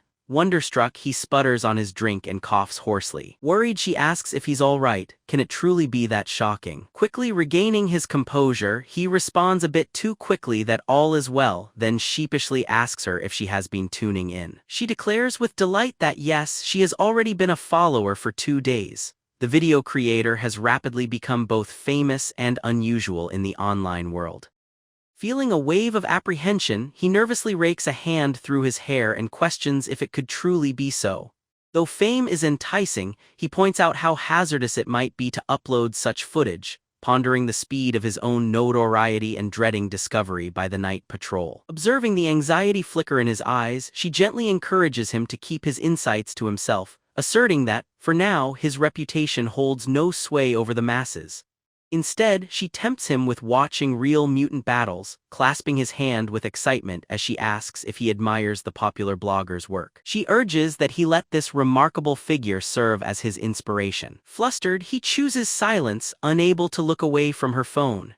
Meanwhile, she promptly insists he view another clip, clarifying that now another internet celebrity is reviewing that blogger's exploits in detail. Amused by her eagerness, he rewards her with a modest smile. Suddenly, she pivots with the question, Does he believe she too might rise to fame? Averting her hopeful gaze, he teases about filming herself clad in a JKT and dancing amid shadow realms for the camera. Disdainful, she waves him off, countering that she could just as well make videos shedding light on the supernatural. He then presses her, skeptical whether glancing at a few facts will allow her to rival the seasoned night patrol veterans. He warns further that stepping outside dressed that way would make her easy prey for pursuers. At this, she knits her brows and gives him a look that could chill the blood. He gestures toward her, remarking about losing once before. Bewildered, she demands clarification. Before he can answer, she seemingly materializes behind him, pressing cold steel to his back. In a no-nonsense tone, she demands to know if he's been injured following people. Caught off guard, he lifts both hands in a show of peace, hurriedly protesting that his words were only playful banter. Still doubtful, she pushes him forward with the weapon, her patience clearly waning. How is she supposed to determine whether he speaks honestly? Striving to ease the tension, he addresses her with some respect, pleading for leniency. Yet she stands firm, commanding him to get to his feet and prepare a meal. Completely drained, he drops onto the couch and starts scrolling through his private messages. At last she is out of sight. Just as he focuses on relaxing, something draws his eye. An overwhelming spate of messages spark curiosity. Strangers hound him about his identity and why his videos are being uploaded. Some speculate ties to the night patrol or accuse the clips of fabrication. Others clamor for unedited images or question digital manipulation. Sorting through the cascade, he finds references to himself and realizes word has spread. Someone called Real Deal has just exposed him. His intrigue piqued, he heads straight to check out the channel. With a click, he finds an elderly man suddenly presiding over his channel. The host greets viewers, announcing that today's agenda is not shop tours but confronting a fraud. Inviting the audience's opinion on a video's authenticity, he says, "We'll watch it first, then dissect every moment on a computer." It's Jiang's showdown with the spider once more. The older man halts playback at a key instant and queries the viewers about perceiving an apparent break between two scenes, suggesting sneaky alterations were made. He then gestures to the scenery, deconstructing its digital patchwork and asserting edits designed to obscure improbable elements. Jiang feels at a loss. Wasn't this guy just a food vlogger reviewing eateries? He puzzles over the need to latch on to his current renown, thinking, I simply trimmed a couple of awkward parts, yet here I am, the scapegoat. The host soon explains his rationale for this exposé. He swivels the camera, proudly exhibiting an official badge. Proclaiming himself a bona fide night patrol member, someone who long ago felled countless monstrous foes, he declares his sharp eye for phoniness. Still, the conversation drifts elsewhere before long. Jiang taps into the swirling comments, watching dialogue unfold. Some question if the spectacle could truly be faked, wondering aloud about the shadow layer's mechanics. Others ask, if this is genuine, why all the edits? Was the narrative fabricated from the start? Certain users refuse to outright dismiss the footage, but some cast doubt on particular props. One chimes in, declaring allegiance to the night patrol's judgment. Jiang quirks his lips, considering them all ignoramuses blind to reality. Yet he holds fast to the notion that one inevitable day, understanding will dawn for everyone. Heaving himself off the couch, he stretches languidly, admitting that if his video is truly clever deception, now's the hour to chase others. But first, it's time to educate that indulgent blogger. Moving back toward the world of shifting shadows, he ponders all the bold subtitles his next creation might carry. Transported into the murky interval, he unslings a tiny camera and fastens it to the lapel of his jacket. Surveying his surroundings, he notes a diminished presence of beasts compared to yesterday. Clearly, the shadowy domain renews itself intermittently. Suddenly, his focus latches onto something odd. He wonders aloud what might be stirring. A flash of realization hits him. An entity of the Sixth Order lurks, set to snare unsuspecting mutants. Readjusting his grip on the club, a broad smile curves his lips as he anticipates witnessing the true measure of a level 6 adversary. Now the chase commences. Stepping to the rooftop's edge, he pauses, heartbeat skipping as a twist of uncertainty seeps in. After exhaling softly, his frame quivers, but he pushes downward, reminding himself that patience, not rashness, is the mark of his kind. He is no ordinary predator, his method is discipline embodied. As his steps tap lower, the being from before erupts from within the wall, unleashing a rending bellow. Jang stops, tracing a sigil onto the target, summoning a luminous circle to manifest before his enemy. The beast recoils at once. Observing closely, he recognizes that all goes precisely as planned. The emblem triggers a profound, inescapable terror in the marked. He observes that the beast bears an uncanny likeness to a former adversary, one armed with lethal blades. He speculates whether it has undergone a transformation, yet muses that it's of little consequence since he himself has changed as well. Without a hint of pause, he brandishes his weapon with the sixth staff art and cuts directly at the beast's belly. Seeing the creature's blood gauge plummet to 45%, a surge of urgency grips him. He takes a retreating step, then soars skyward to begin his pursuit. The system instantly announces the activation of the mark and hunt skill, lending him fleeting improvements in strength and speed. It lasts a mere second. If he manages to eliminate the target within this window, greater rewards will await him. His blade sweeps at the monster again, but it eludes the strike. Instead, he cleaves into the wall behind, casting a radiant spark about them. Glancing back startled, he discovers the monster is utterly unharmed. Stunned, he propels himself from the building's facade, determined to continue the chase. He descends at last before the odd creature, which utters a spine-chilling screech and lashes its limbs outward with menace, hoping to daunt him. Uncertain, he wavers just as the beast unfurls its jaws and issues a bizarre, unsettling sound. Jennings feels a wave of dizziness wash over him and ponders whether the mutated foe is inflicting psychic assaults. Suddenly, the creature slices at him, and he fails to parry the blow. After attempting to clear his throat, he lands on the ground and inspects his hands, instantly understanding the formidable might of his opponent. His attention snaps to the fact that his blood is now under 66%, with a full 34% lost in just that single strike. When the monster lunges again, he swiftly recognizes the sheer power of its assaults and realizes strategy is vital. As the mutant tries again, he dodges expertly, taunting his adversary. Soon their skirmish engulfs the space in booming, resonant sounds. Ceaseless in its advance, the monster abruptly halts right before him. Weird tendrils slip from its jaws, yet by then, Jang has vanished without a trace. While the beast searches in perplexity, he seizes this fleeting opportunity. He charges and declares it foolish for succumbing to his ruse. Internally, he muses that despite the beast's changed form, its prowess has not advanced.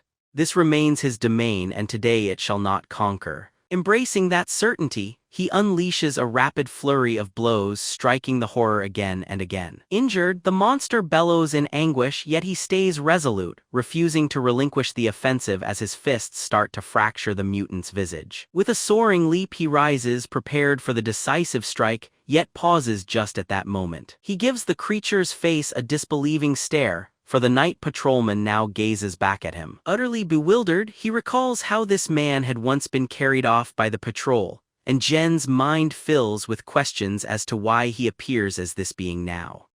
A thunderous bellow rattles the air, jolting him from his trance. A feeling of discomfort strikes him, prompting a swift retreat.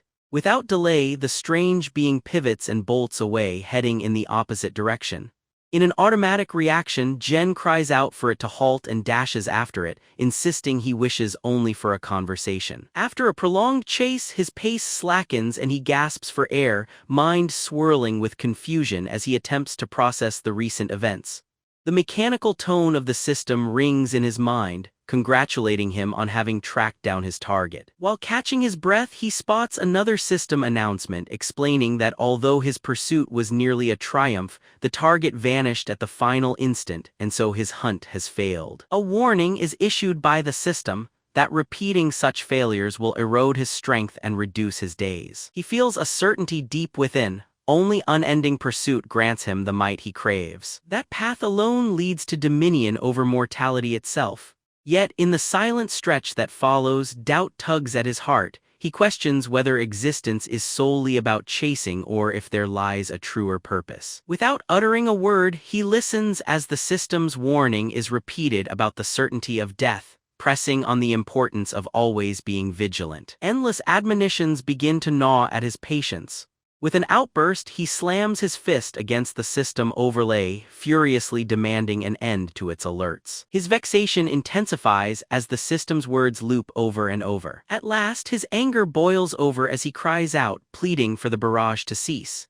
His thoughts cling to the notion of heroes, beings who lay down their lives for others, and he wonders if all of them meet a fate like this. He lowers his hand, catching his mirror image in a surface nearby, suddenly questioning whether death would strip him of his humanity and turn him into something monstrous. In that very instant, an arcane radiance engulfs him, shrouding his form in a mystical, ethereal light. Resolutely, he clenches his hand into a fist, sealing his choice. No more second thoughts, his journey as a hunter must forge ahead.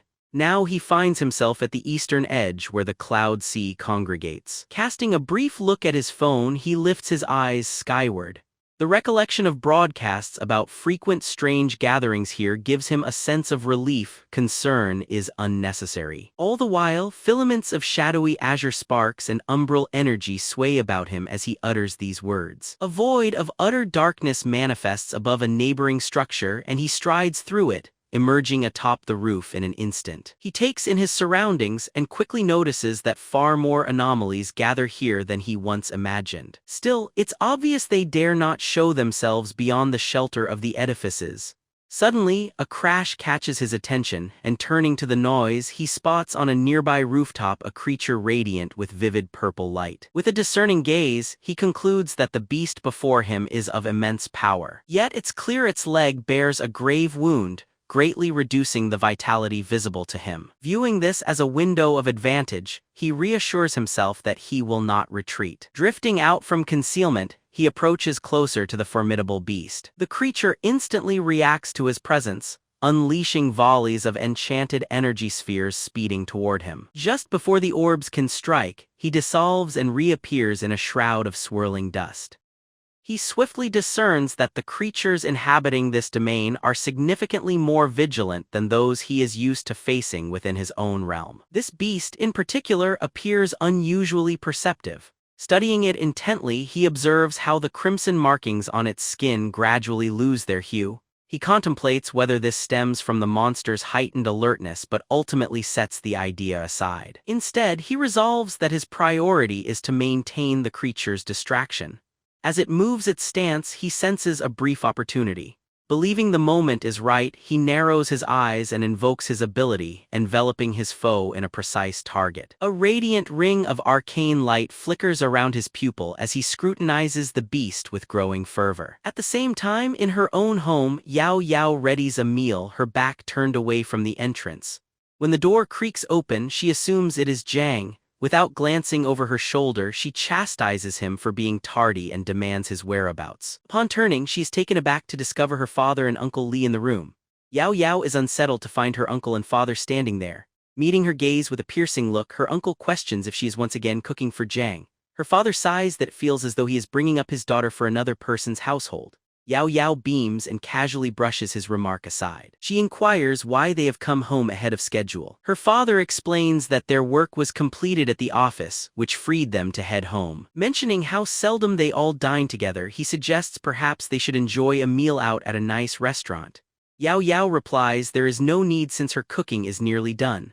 Her father looks on, puzzled, while Uncle proposes they postpone dining out and instead savor this home-cooked feast together. Then turning to her, her uncle inquires after Jiang's whereabouts. She responds that she isn't sure, maybe he ventured outside for a bit. Just as her uncle is expressing how unthinkable it is for Jiang to amuse himself and leave Yao Yao waiting, the man himself bursts energetically into the room. He exclaims he's famished and cannot wait any longer to eat. Removing his sneakers hurriedly, he calls out from the entryway, asking what tantalizing dish Yao Yao has prepared since the aroma is irresistible. Brightening, he proudly announces he brought her favorite sweet for her, though he laments that a large dog nipped him during his errand. Uncle Li clutches his head in exasperation, while the room collectively turns to stare at Jiang in silence. All movement ceases for him, as he suddenly registers that everyone from the household is present. Quietly, he stows the lollipop away and sheepishly explains that a dog chased him en route, leaving him a bit frazzled. Raising his hand, Uncle Lee proposes that since their gathering is so rare, there's no use dampening spirits, and warmly invites all to gather at the table. As Jang claims his seat beside him, Lee claps him on the shoulder, reassures him that an occasional squabble is no worry at his age. Taking up a decanter, Uncle Lou pours the drink and breezily claims it's natural for a young man to try to impress the girl he admires. He mentions seeing him before, walking with a young woman and inquiring her name. Yao Yao promptly answers, saying her name is Yu Zhou'er. Their father nods approvingly, remarking that the girl leaves a wonderful impression with her fresh, graceful looks and luminous charm, and jokes that in his own youth, he would have done anything to court such a girl. With that, he lifts his glass aloft, suggesting they raise a toast together. Feeling uncomfortable, Jang can hardly believe his uncle's words in Yao Yao's presence. She flushes red from embarrassment, yet takes up her glass. Noticing his hesitation, his father kindly nudges him to lift his own drink. Jen glances over at Uncle Lou with a gentle smile. Without the smallest pause, he takes his drink and downs it in one swallow. Uncle Lou returns a cheeky grin, pleased to let Jen bask in the ice-breaking moment. Jen enthusiastically encourages him to try the food, noting how he is hardly ever home and shouldn't miss such meals. With a rich laugh, Uncle Lou admits it's truly a rare treat for them all. He follows with a remark that given how often Yao Yao works in the kitchen, it is no wonder that her culinary talents have reached such heights. Yet Uncle Lou regards her with astonished eyes, doubting her claims. He always ends up calling for delivery when he's home. It gives the impression she genuinely devotes much attention to looking after Jang Yu, crafting a variety of meals for his sake. Jen flashes a smug grin at his uncle, clearly aware that for now he holds the upper hand. As their meal continues, their glasses meet time and again in more cheerful toasts. Eventually, Yaya and her father prepare themselves for departure. At the doorway, Jang offers heartfelt wishes for a safe journey. Uncle exchanges a farewell with Uncle Lou, who beams at Yao Yao as she sends a cheerful wave. With the door gently shutting behind them, Jang grabs a bottle and offers him a drink, inquiring if he's parched. The answer is a simple no as he settles heavily onto the couch. Jang nears him, sipping water and allowing a couple stray drops to roll down his face. Lee sits enveloped in silence, his gaze distant, before declaring out of nowhere that there's something he'd like to ask. Caught off guard, the boy asks curiously what the question might be. His uncle fixes him with a grave look and inquires if he has awakened any special talents. Taken aback by this pointed inquiry, his eyes grow round with astonishment as he meets the stare. Trying to brush it aside, he laughs and asks what exactly he means by awakening abilities. Uncle Lee explains his 2 decades serving the night patrol have made him an expert. He can read the marks of battle on one's body immediately. He presses again for a real answer. Jen sits down once more, admitting that the event took place about half a month prior. Next, his uncle wants to know how the powers first surfaced. With a bright smile, Jen glances at Lee and inquires if this is an interrogation now. Lee, gripping a cigarette, eases Jang's nerves. Relax, just speak your mind. Jang looks contemplative and confesses he's not entirely sure of the details. It all began so abruptly. Lee probes further, questioning if the incident truly happened by chance. He notes the rarity of such awakenings, perhaps once each year. Jennings stretches his arm, suggesting perhaps his gift should receive the credit. But Lee's mouth tightens and his sharp stare unsettles Jang. Lai brings up the forthcoming assessment, informing that everyone must succeed in the martial arts exam this year. Jang confirms this, assuring him both he and Yao have already been made aware. Surprised, Lee asks whether Yao Yao is really informed too. He continues, describing the burden placed on the night patrol lately as losses within their numbers only increase. He presents Jang a chance to avoid the martial exam altogether, suggesting the path of the college entrance as a wiser alternative. Jang, hearing this, wants to know exactly what is meant by giving him a way out. Confounded by how his uncle broached the offer, he listens as Lai details that Jang could select from various universities, even recommending art, comics, or any discipline to match his fancy. No worry at all. Jang never suspected his uncle possessed such sway. He steps nearer, asking with uncertainty whether he could simply obtain a diploma rather than attend. Without warning, Lee strikes Jang and erupts in sheer disbelief. He proclaims that Jang will go to the Winter Academy, deeming it the perfect place. He gives his word that, upon graduation, he'll secure a reliable job for Jang, offering him and Yao Yao a life filled with contentment. Jang buries his face in his hands, overwhelmed and searching for answers about why fate must unravel this way. He expresses that his desire to strive for extraordinary ability still burns within him. This declaration fuels Lee's temper even further. He bursts out that Jang must give in to his authority. For a moment, Lee regains composure and stands quietly before him, but Jang remains defiant, assuring Lee that should he ever propose an underhanded offer, he'll alert the night patrol. Lee's features tighten in perplexity, fighting to grasp the meaning behind Jang's words. Their gazes lock in a charged silence, until Lee finally releases a resigned breath and levelly warns Jang that his warning is utterly sincere. He impresses upon him that the world of special beings holds dangers beyond comprehension, and that it's best for Jang to study and leave the chaos to him. Yet Jang's resolve remains unshaken. He stands by his intent, pointing out that perils already encompass them and Lee's protection cannot last eternally. An oppressive stillness once again cloaks the room, before Lee averts his gaze and draws a long, weary breath. He informs Jang that the weight of his choice will possibly dawn on him all too sharply once reality sets in. Still, Lee adds, should Jang reconsider before his junior year, his door will remain open. He pleads that Jang refrain from entangling himself in dubious channels later on.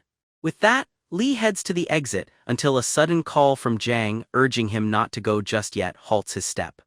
Turning back, Lee asks bluntly what more Jang wants from him. Jang recollects a passage he recently read in materials Yao Yao had shared. It claimed that those with special gifts could spend every ounce of their abilities prior to their demise to stop themselves from succumbing to transformation.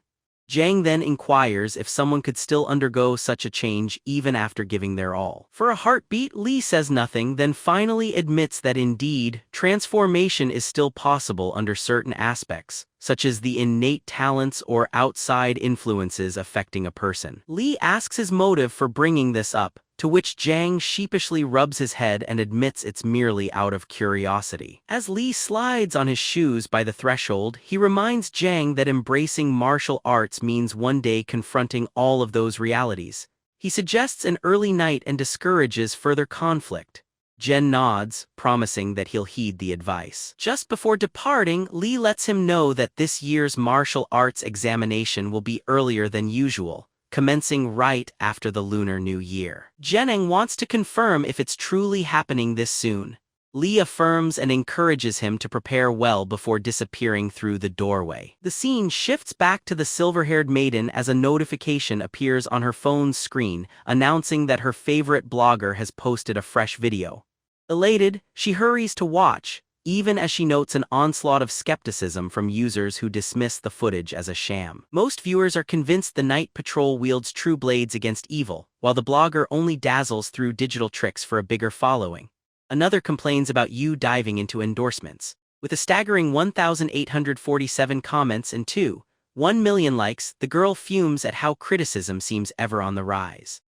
Convinced, she mutters that all they feel is envy towards Yu's prowess. Irritated by the doubters, she quickly composes a heated reply, chastising their ignorance and accusing them all of jealousy. Halfway through her message, she hesitates, hands stilled, eyes fixed thoughtfully on the glassy glow of her device. She silently wishes with all her heart that he isn't deceiving everyone and prays this isn't going to be his apology video. With a touch, the video blooms to life and a bold caption fills the screen. If you don't hunt, you will die. The man truly opened with a gripping introduction this time. Presented as a POV adventure, the video's tale begins at the precipice of a high building. The spectacle leaves the girl breathless. The experience is so vivid she's convinced she's truly sharing the scene alongside him, drawn into the heart of the video's world. Then, light erupts and he launches himself from the rooftop in a sudden, daring leap. Confused by the unfolding chaos, the girl's panic overtakes her and she cries out, alarmed. Emotion floods her vision as she forces her eyes open again, disoriented, her hands stretching before her in trembling surprise. With doubt clouding her eyes, she regards him uncertainly. He pivots and she admires the firm resolve in his features, a silent inquiry in her heart whether he truly possesses the marvels only legends speak of. He absorbs the attack full on, arms wide to meet the brunt as blinding radiance floods the scene. In a heartbeat, a monster emerges before his path. Observing the creature up close, she realizes just how magnificent and unusual it is. He deploys his webs, flinging himself away from the beast's reach. Throughout it all, the girl observes in amazement, thinking that the entire display is beyond exciting. Yu lands a powerful kick to the monster's face and rapidly heaps blow upon blow thereafter. Tension surges as she balls her hands. This is electrifying, she thinks. Could this be a genuine clash between uncanny abilities and creatures from another realm? Everything seems authentic beyond doubt, and she feels assured that none of it could be staged. Our protagonist springs from the ledge, diving straight at the monster, their eyes locking.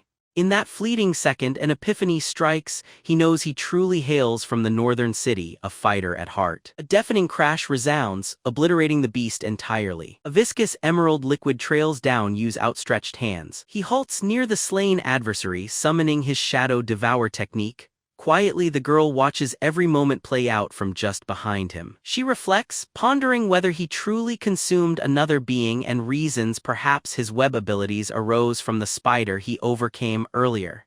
She's curious if new powers will awaken within him next. Returning to his house, Jung tosses his attire into the laundry bin before pausing in front of his reflection. 1 hour, 24 minutes surveying a stinging cut along his face, he quietly notes the ache isn't easy to endure. Binding a bandage around his ribs, he confesses inwardly that the extraterrestrial beings here wield remarkable strength, and admits that if they had been at full strength, his own survival would have been in jeopardy. Abruptly, a buzz signals a message on his phone. He checks and finds a new clip from the blogger Dao, former would-be exposer. The blogger greets his audience and proclaims that the focus today is once again on him. He declares that the visuals appeared highly authentic this time, yet insists he could still discern evidence of alterations. As Dao plays through the footage, he highlights the monster's severe injuries, stating that in such a weakened condition, even an average opponent could best it.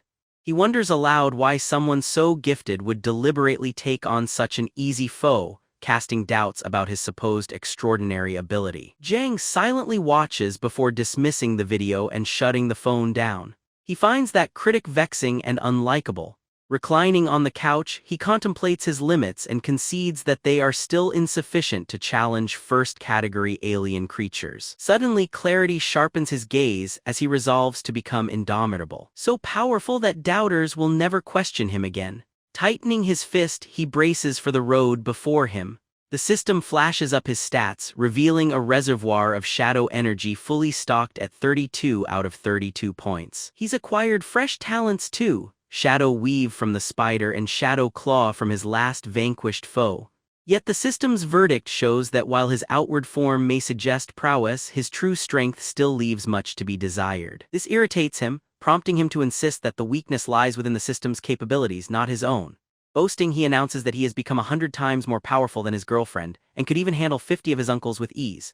Yet even with such gains, he knows he still falls short. He's acquired fresh skills from past skirmishes. Jen had thought shadow points were akin to accumulating experience, when in truth they function more like reserves of energy. Each of his abilities draws upon shadow points according to its potency.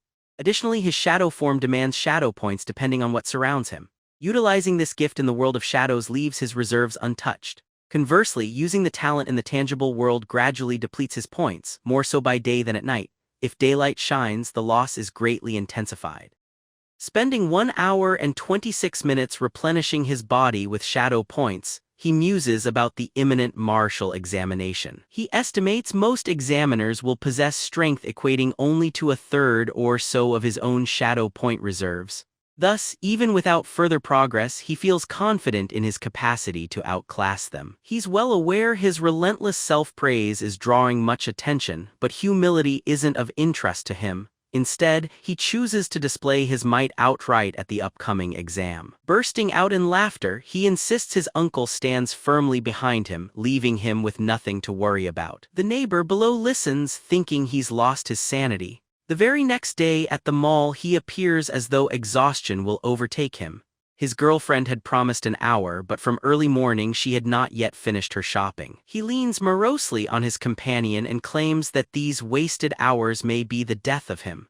Pushing him away lightly, his friend pleads not to utter such words at the start of the new year, warning that ill omens may follow. Turning her head, Jen declares in all seriousness that he isn't exaggerating. Without the hunt, peril truly awaits. This gives his friend a flicker of concern, prompting him to inquire further.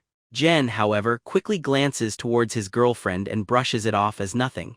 The group collectively decides to seek out a restaurant for a meal. Jen promises he shall choose a venue to suit everyone's tastes. Before long, they land in a quaint cafe whose menu teems with selections like garlic oysters, steamed shellfish, and crispy onions. The women gaze at it perplexed, while Yao Yao questions aloud whether this truly is a place for everyone. The green-haired one insists it is, though she observes the clientele appear predominantly male. Scanning the offerings, Zhang tells the waiter he's recovering from an injury and needs food to revitalize himself. He requests toast, soy sauce, a helping of fried rice, and egg soup. The server duly notes the order, complimenting him on his choice. Seeing this, Yao Yao grins slyly, saying she expected him to pick something a bit less typical. Zhang concedes that his selections are certainly commonplace and then surprises them by asking for even larger, fresher oysters.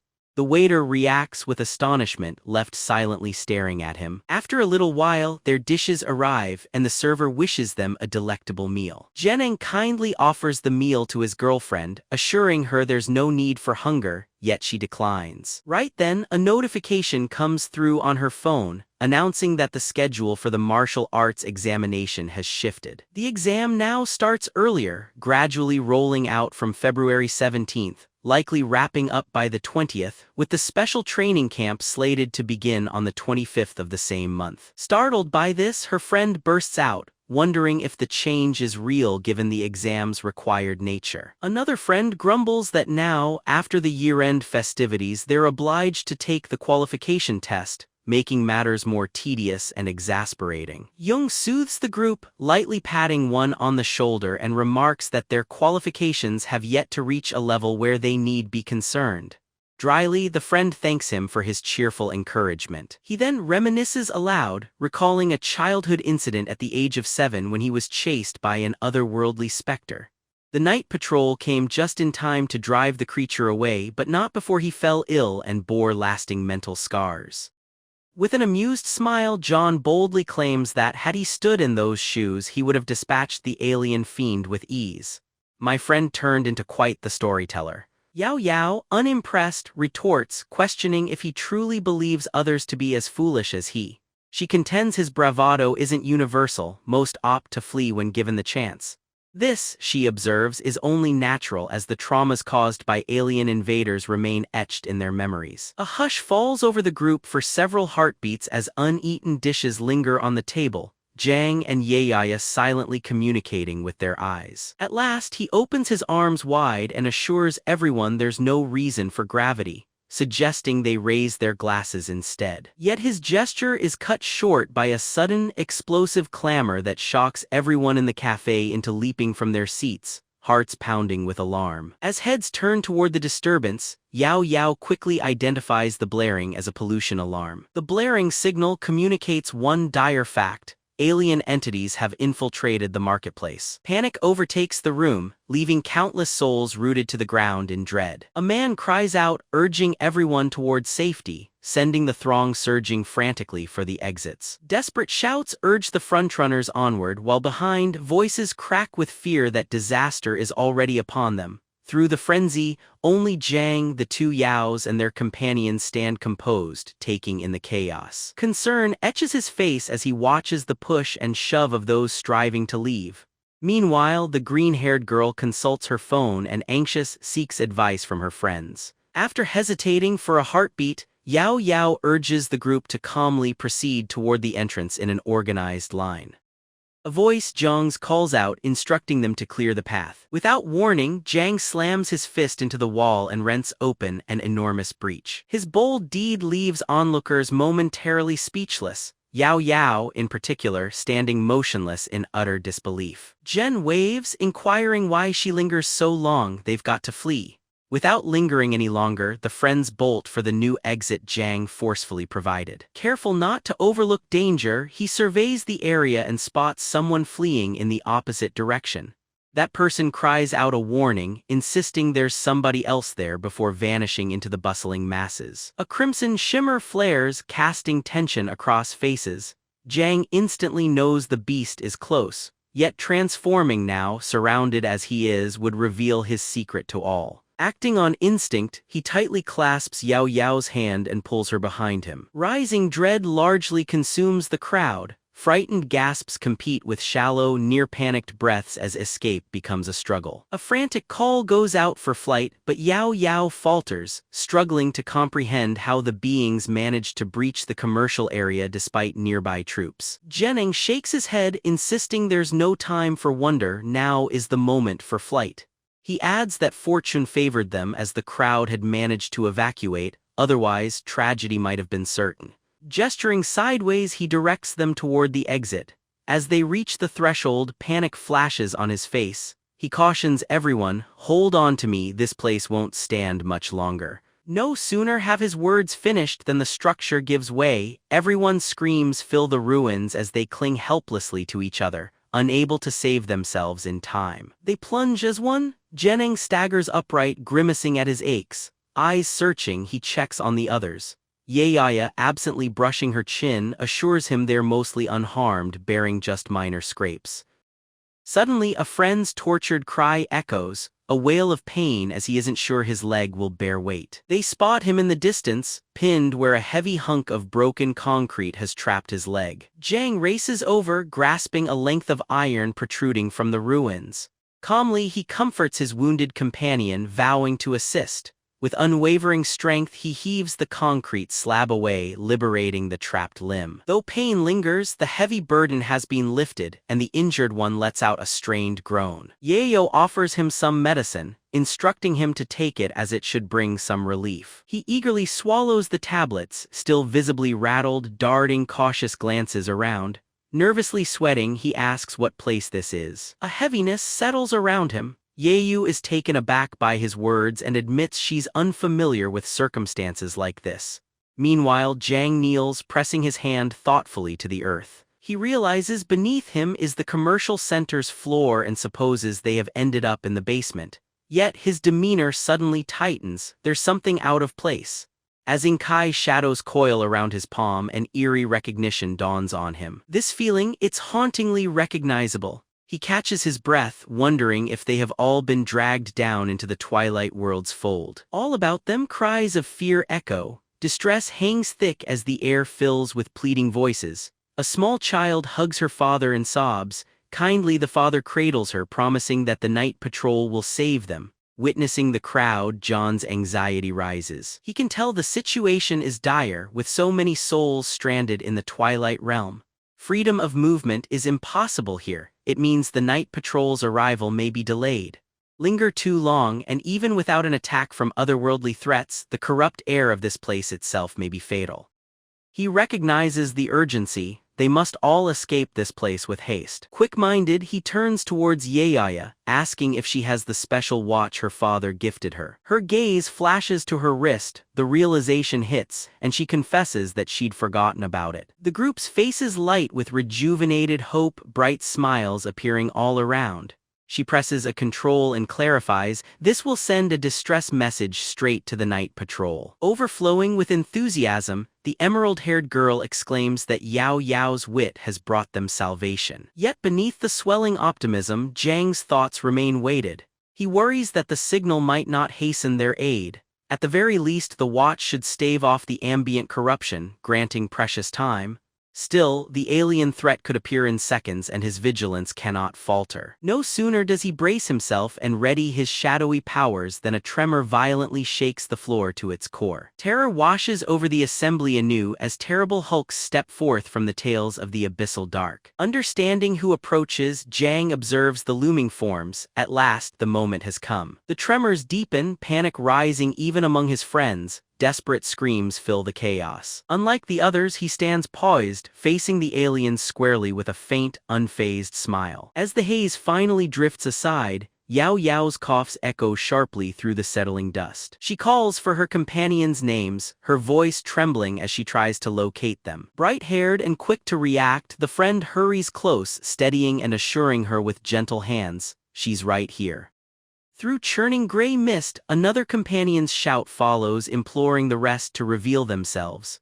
Still searching, Yaya calls out desperately for Jang. All at once her friend gasps, finger extended at a wide fissure cast through the concrete beneath them. Yaya's heart thunders in her chest as she asks if Jang truly plunged below. Around them, devastation reigns, broken fragments scattered far and wide. The silver-haired girl, laboring with every motion, pulls herself free from the heavy debris. Seated amid the dust, bewilderment clouding her face, she glances around, fragments of memory slipping back as her hand meets her scalp. Suddenly, everything returns. She had been shopping with Xiao Yao when sirens fractured the peace and everyone, herself included, fled in disarray. She pivots anxiously, voicing her friend's name with mounting distress. An object meets her touch without warning, and as she looks down, a gasp escapes her lips. There on the ground is Xiaoya, her form broken beyond recognition. A shiver ripples through her being, tears invading her eyes. She falters, lost before a horror she's unwilling to accept as reality. Just then, a shadowy presence manifests at her back. A menacing claw swipes, and in the instant she turns to face it, truth dawns: her end has arrived. Never did she imagine that fate would find her thus. She once thought ordeals so chilling belonged solely to scenes of fiction. The thought strikes her, if life were a film, the valiant lead would charge in, a rescuer would emerge, or at the very least, someone would reach out to help. Yet the harshness of truth seeps in. This is no fantasy and nobody will arrive. Reality does not indulge in saviors. Surrendering to what is to come, she lets her eyes flutter shut. Crimson stains blossom across the surface below. When her gaze flicks open, she spies a tall shadow looming protectively ahead. Struggling for breath, she hastily swats tears aside, astonished by what stands before her. It is Jang, the same familiar face from countless online clips. Unshaken, he clutches the beast's savage limb, pinning it down with calm strength. My man trying to flatter her, causing a hopeful spark to ignite in her eyes as if perhaps he truly is a champion. Without further ado, he launches the creature into the depths below. As scrutiny narrows, she is certain this is unmistakably him. A message flashes in the air, proclaiming a boost to Shadow Claw's lethality when paired with the assassin's skill set. Jang promptly triggers the ability and surges lightning fast at the monster. With resolute force he hurls his foe, yet the beast recovers swiftly, burying talons deep and stalling its slide, lungs heaving and gaze fixed upon its rival. Overwhelmed with exhilaration, the girl claps gleefully, swept up in awe. Everything acquires an unreal glow as though she dreams, her speech falters, excitedly recognizing him as the assassin himself. Zhang Yu catches her energy, but before he reacts, she dashes near him, camera flashing, hands searching for his, full of elation. With candor, she gushes about having seen all his exploits on screen and being utterly inspired. He, however, calls her a youngster, remarking matter-of-factly on her tattered dress and ruined stockings. Embarrassment dawns and she hesitates, stepping away as she questions whether her disheveled state puts him off. His reassurance is quick and gentle, but she playfully persists. If he wishes, she can return home to find something finer. Our hero gets a little spirited and inquires whether her next gown might be of silk. She rebukes the fixation on cloth, promising some spicy chicken alongside the change. Throughout this light-hearted discourse, the nearby monster becomes ever more agitated, issuing a loud, hostile snarl. Jung notices at once and his features tighten with resolve. He suggests postponing the clothing discussion, immediately shifting gear and announcing that the true hunt is commencing as he pounces forth. The fiend, spinning in frantic bewilderment, attempts in vain to trace his swift adversary's moves. Then out of nowhere, an unseen force hits the back of its skull. Nearby lands Zheneng, clutching the weighted cord he wielded moments ago. The beast strikes, but with agile finesse he evades and settles lightly to the earth. Behind him, his adversary releases an irritated howl. Appraising his predicament, Jang comes to understand that he is still missing the power and accuracy needed to vanquish the otherworldly beast in a single action. Without further delay, he charges ahead, resolute in his intent for a second blow. As he readies himself to parry the ensuing assault, he is abruptly halted by the attacks of two additional fiends. He successfully fends off the assault and retreats a step, the monsters chortle, clearly relishing their advantage in numbers. As he sizes them up, he senses the challenge before him may prove more formidable this time. The white-maned maiden, camera still in hand, merrily encourages him and pledges to reveal something extraordinary should he prevail. Upon hearing this, Jen's cheeks flush, and his face reddens with eager anticipation. Refocusing rapidly, he presses onward, filled with newly ignited resolve and attesting that his every action is for her sake. He leaps skyward to sidestep the swoop of one adversary, yet while in midair, another foe assails him. Suspended in the air, he recognizes his inability to evade mid-flight. Acting swiftly, he lashes out with his claw, releasing a cobalt tether that winds around his enemy's limb. Harnessing his momentum, he slices and lays down a lethal strike. Suddenly, the monster collapses, motionless. Meeting the gaze of the last foe, Jang flashes a self-assured grin, certain of his own survival. Yet, before he can make his move, a beast creeps behind and lands a blow to his shoulder, making blood well up. Crimson leaks from the gash as he springs backward, grasping it in astonishment. It bewilders him that the creatures display such impressive coordination. While two occupied him, the third set up a perfect ambush. Realizing such tactics mean defeat, he knows his only chance is to thin their ranks first. Determined, he aims at one and lets fly a shot, but it evades deftly, leaving him to wonder if the beast anticipated his tactic. In the blink of an eye, all three monsters rush at him together, boxing him in completely. Though he attempts to sidestep their sniping claws, their formation deprives him of sanctuary in the darkness. Struggling on, his vitality dwindles to 45%. Punished by relentless strikes. Knowing he cannot continue under this assault, he advances and deftly parries, intent on baiting them apart. As he sidesteps, one lashes out and lands a hit on his back, slashing his health to 35%. With unwavering will, he invokes the sigil, an innate gift that engulfs opponents in terror for a few fleeting moments. Due to infamy gained from his previous video, the effect lingers longer than before, now holding for 3 full seconds. As the countdown begins, dread overtakes his assailants. Jung capitalizes on their stupor, dispatching one in the pair. He silently closes in from the rear, ending its struggle, and before the timer strikes 3, his work is done. Standing triumphant over the stricken body, the system notifies him that the pursuit was victorious. As a boon, his shadow form gains in might, lessening the exertion required to wield his powers. Within the shadow plane, his regeneration and absorption of energy are enhanced. He swiftly mends the deep injury and studies the talons on his fingertips. Turning his gaze to the remaining monsters, he announces it's their turn now. The pair of creatures watch him, terror clear in their eyes. His vitality returns, climbing to 55% as dusky energy spills out from him in waves.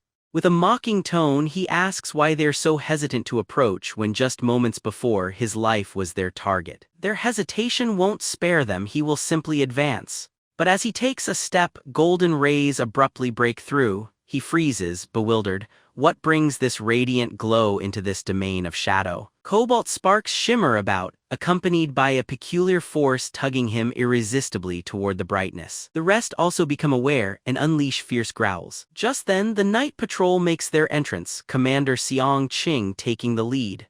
Within his grasp burns the everlasting flame, tempered to disperse the shadows and illuminate the way. He extends his arm with deliberate calm, sending out a concentrated flow of jade energy and quietly indicating Jang. Jeneng, feeling somewhat ill at ease, inquires as to what is happening. He calls out to them, energetically asserting that he stands with them. A creature leaps for Seong Ching. Unfazed, he releases the emerald surge skyward, felling the monster instantly without a glance. Jen observes with wide-eyed astonishment as the commander vanquishes the beast with a single blow. He begins to question whether this is the genuine power wielded by the night patrol, coming to the unsettling thought that he'd have been slain instantly had that force been directed his way. He approaches certain squad members with a hint of a smile, mentioning their tardiness as their role in the conflict will soon be unnecessary. The man in dark lenses utters an apology for not arriving sooner and presses him about his identity. Dismissing the inquiry, Jen replies that his identity isn't important. He gestures toward the pale-haired girl, telling them she requires their assistance due to her wounds. She stares at him in disbelief, reminding him rather reproachfully of his earlier promise to escort her home. Addressing her with a light salute, he claims he'd only been teasing. As a faithful night guard, his sense of duty must prevail. Just as he begins to dissolve into the darkness, he declares that her care is entrusted to them. The girl, calling out to him by his virtual alias, pleads for him to stay, but he's already vanished from sight. Shingen turns to one of his team and asks whether they've recorded anyone by that title. The subordinate says Yu has some repute on a particular platform and wields power over shadows, although supposedly he is quite weak, probably just a beginner at level 1. Ching casts doubt on this assessment. With flame in hand, he remarks that shadows should be vanquished from the vicinity and claims vanishing outright before everyone's eyes should be beyond a mere level 1. Catching sight of the weeping girl beneath him, he resolves to return her home for the moment. Only then will they launch a proper investigation into Yu. Meanwhile, Yao Yao weaves her way through the battleground, frantically searching for Zhang by calling his name. The beam of her watch pierces the gloom as she anxiously prays that fate has treated him kindly. All at once, his voice interrupts her worried thoughts, calling to her from behind. She spins, caught off guard, and finds him half buried beneath a heap of stones. His voice is frail as he pleads for help, explaining that his chest aches with pressure and his breathing fails him. She dashes over, promising comfort and urging him to hold on as she starts clearing debris. Grasping her outstretched arm, he warns that his strength is giving out, so she must simply yank him free. She hesitates, questioning how she could safely pull him out under so much weight. But after applying what seems barely any effort, Zhang emerges from beneath the stones. She regards him quietly, beginning to sense that something about him is oddly awry. She gestures toward the pile of broken stones, inquiring if that particular rock was the one pinning him down. Jen chuckles, remarking that he probably could have freed himself, but admits he hesitated out of fear that his limbs wouldn't obey him. Her gaze sharpens as she inspects the deep gash on his back. With concern, she questions whether it was also caused by that stone. He replies, uncertain, insisting he's not sure. In truth, he is well aware the wound was delivered not by falling debris but by the monster. With a soft sigh, he shifts the focus, asking about their companions. With a hint of relief, she shares that it was the night patrol who orchestrated the rescue. As a result, Fun Zio Shio and Liu Yuch Chang have been escorted away to safety. Desiring to know more, he wonders aloud if she lingered merely to seek him out. Embarrassed, Yaya averts her gaze and folds her arms before answering, confessing she could not bear to face his uncle should anything tragic have happened to him. Her honest words render him silent, and moisture wells up in his eyes. Swept away by gratitude, he throws his arms around her in a sudden embrace. Caught off guard, Yao Yao is frozen by the abrupt hug before she shakes herself free and starts pounding his shoulder in protest, ordering him to release her immediately. Still holding on fiercely, Zhang Yu tries explaining. He's shaken by those uncanny beings he had seen, brandishing huge knives and slashing carelessly, and that he clings only to feel a sense of comfort. Despite this, she harumphs unimpressed and insists on her personal space. At that instant, an unfamiliar voice halts them, drawing both their attentions outward. A girl with striking green hair appears, lantern in hand, and quietly asks if they are all right, explaining that she had heard a loud cry. Reacting swiftly, Yao Yao pushes Zhang off and assures the newcomer there's nothing amiss. Zhang seconds her swiftly. The green-haired girl looks relieved and beckons for them to accompany her, promising to guide them back to safety. As they begin to make their way out, Zhang abruptly yelps, making Yao Yao suddenly fretful as she asks what troubled him. He quickly brushes away his tears, claiming it's trivial. Just then, a sudden memory hits. He shrinks as he realizes he had forgotten to gather the shadow points from those defeated creatures. Morning arrives. Zhang now sits within the halls of the Night Patrol headquarters, undergoing a formal interrogation. Inside the questioning room across from him sits Li Yuan, a Night Patrol officer. Zhang identifies himself as an 18-year-old, and every word is carefully captured on the record. Li Yuan asks if he began a new term at school this year, which Jiang affirms. She notes that the recent turmoil has apparently had a considerable effect on him. As a rule, everyone touched by the incident is required to attend therapy and take prescribed medications from the night patrol, with treatments lasting for a full month. Meeting his eyes, she continues, informing him that if the military test takes place during this recovery phase, his qualifying score will drop quite significantly.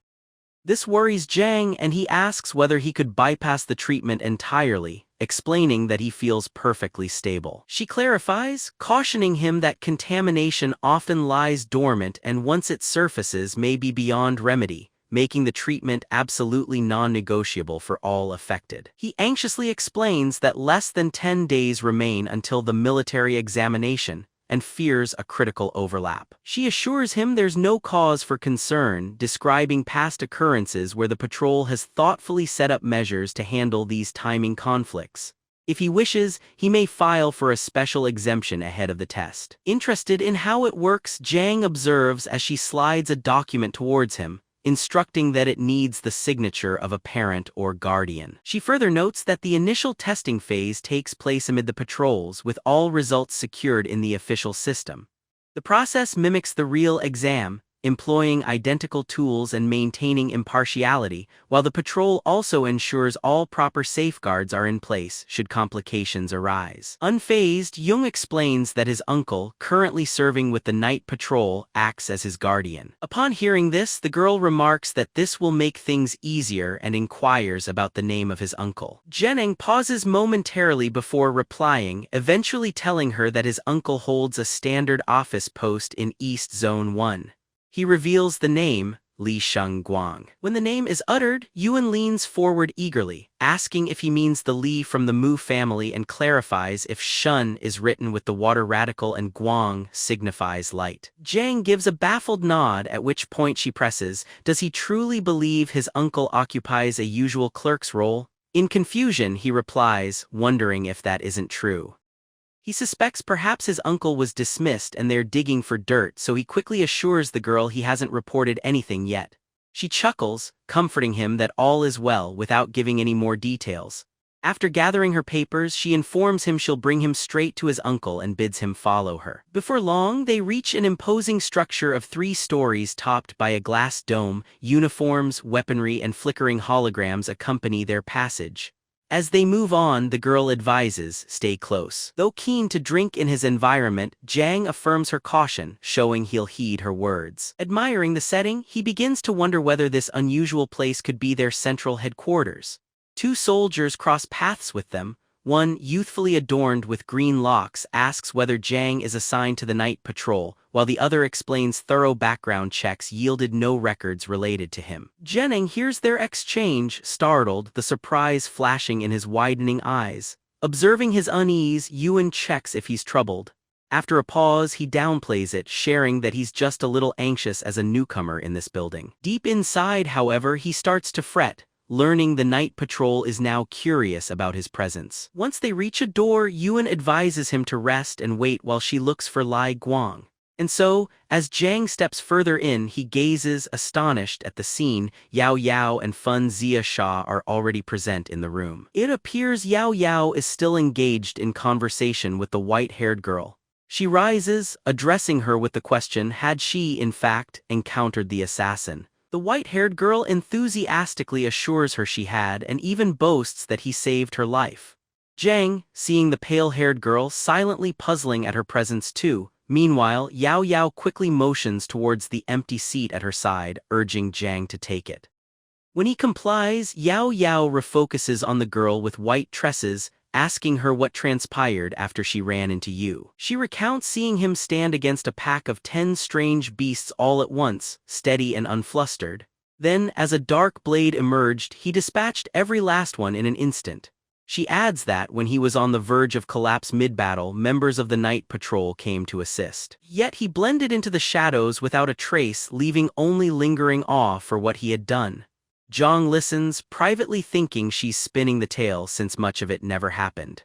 Noticing her choice of stockings, he smirks, mentally excusing her exaggerations as a result. Listening serenely, Yao Yao asks just who this mysterious individual is. She notes he hardly matches the night patrol's profile. The girl remarks he appears as much a student as the rest of them and asks where the precise information, 1 hour 49 minutes, originates. The white-haired girl, looping a lock of hair around her finger, explains it's evident through his style, movements, and instincts. Above all, she adds, he takes a clear liking to a girl's delicate, sheer stockings. Pointing directly at Jiang, she states with certainty that his manner is truly just like that. Caught off guard, Jiang rushes to deny it, but before uttering a word, Yao Yao grabs a handful of his hair and waves her fist, warning that his nature has not shifted. Embarrassed, he fumbles for words and half rises just as Lu bursts into the scene. Spotting her father, she too stands uncertainly, questioning the chaos. Panting, her father demands, was she unharmed, and had she really ventured into the realm of shadows? Yo-Yo gives Jiang's cheek an affectionate pinch and asserts all is well, nothing has gone wrong. She has Jiang's state covered, too, though he's a bit itchy, he's otherwise unharmed. The father, content with this explanation, beams, then calls upon everyone to come along after him. After some time passes, they find themselves seated within a modest office. Yayo queries whether matters are grave on this occasion. He acknowledges her concern, admitting this marks the first instance an entire shop has been swallowed by the shadow plane. The count of victims for the hour and 50 minutes is ongoing, but fortunately no injuries have been reported. On account of these events, he announces that their examination will commence earlier than originally scheduled. While he talks, he instinctively reaches for a cigarette but restrains himself as he catches Lu Yao Yao's reproachful gaze. He proceeds to elaborate on the examination, outlining that it is comprised of 2 distinct phases. The first is an assessment of abilities followed by a trial of willpower. Returning the cigarette to the tabletop, he elaborates that the aptitude assessment is also referred to as the preliminary awakening, during which candidates are exposed to contaminant influence in order to unlock their gifts. This part carries minimal danger and primarily pertains to discovering individual aptitudes defined by specific traits. Next follows the qualification of will, in which fortitude and the resilience of the mind dictate the prospects of passing or failing. He inclines forward with grave intent and discloses that this final evaluation truly distinguishes the remarkable from the ordinary. Jennings inquires whether this suggests willpower serves as the deciding factor in the second portion, meaning heightened will equates to increased odds for triumph. Lu's father demurs by shaking his head, insisting it's not so straightforward. Certain individuals endure intense suffering, even something as grave as an arm lost, only to yield moderate outcomes. Conversely, those who seem careless or simple often possess astounding latent ability. Endurance alone does not comprise willpower, it calls for faith in virtue, resistance against darkness, and the flexibility to withstand pollution.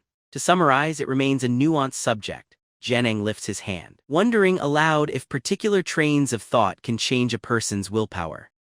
Baffled, Lu's father asks what sparked his sudden interest. Irritated, Yao Yao poses an example. Suppose someone always dwells on a girl's legs? Jen, humiliated, realizes she is alluding to him. Brushing aside the joke, Lu's father clarifies that such notions only exert a minimal influence over a person's will. A person's thoughts concerning honesty do not greatly improve positive results. Yet should dark thoughts root themselves and their heart be steeped in darkness, the test's outcome will be decidedly unfortunate. Worry clouding his face, Jiang asks why this occurs. Lu's father, with sternness, answers that malevolent ideas call upon further darkness. Such unkind feelings feed the spreading blight, and when left untended, the corruption soon overshadows all. Should individuals shelter sorrow or resentment, it's essential to let those feelings go. Repressing them only embeds confusion and brings about nothing worse. Deep in contemplation, Zhang ponders if negative emotions are simply a part of human nature. Moments later, he understands he should visit the club to clear his unsettled mind.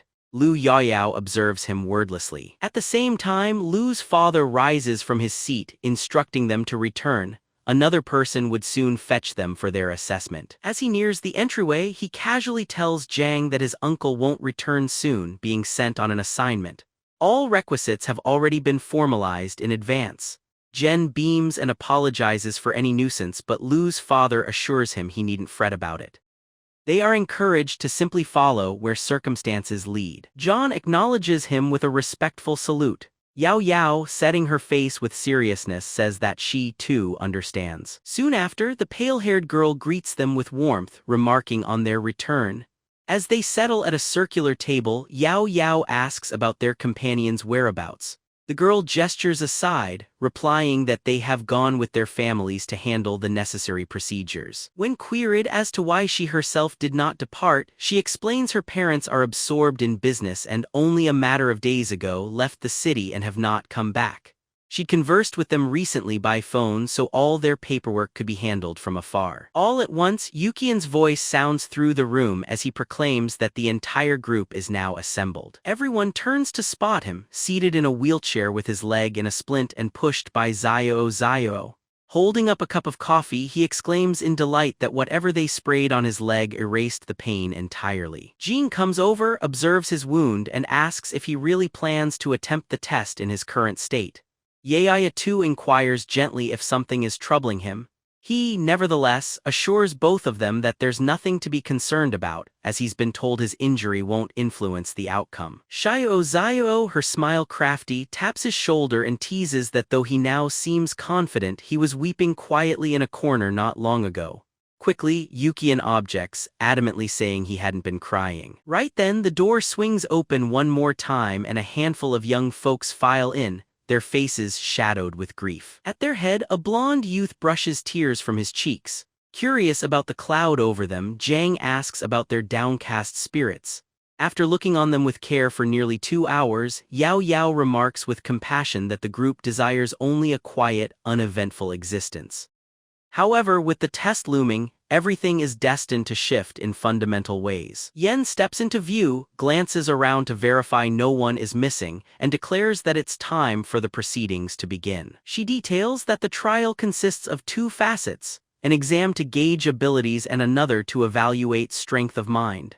Ability testing judges things like their promise for growth, power to destroy, and skillfulness in application. They arrange abilities within 4 tiers: inferior, moderate, superior, and top level. Conversely, the determination task measures how they resist pressure from outside sources using a spectrum of 6 shades to indicate the results: white, green, blue, purple, red, and orange. In former years, those classified as first level weren't obliged to undergo the exam, but now it is compulsory for all.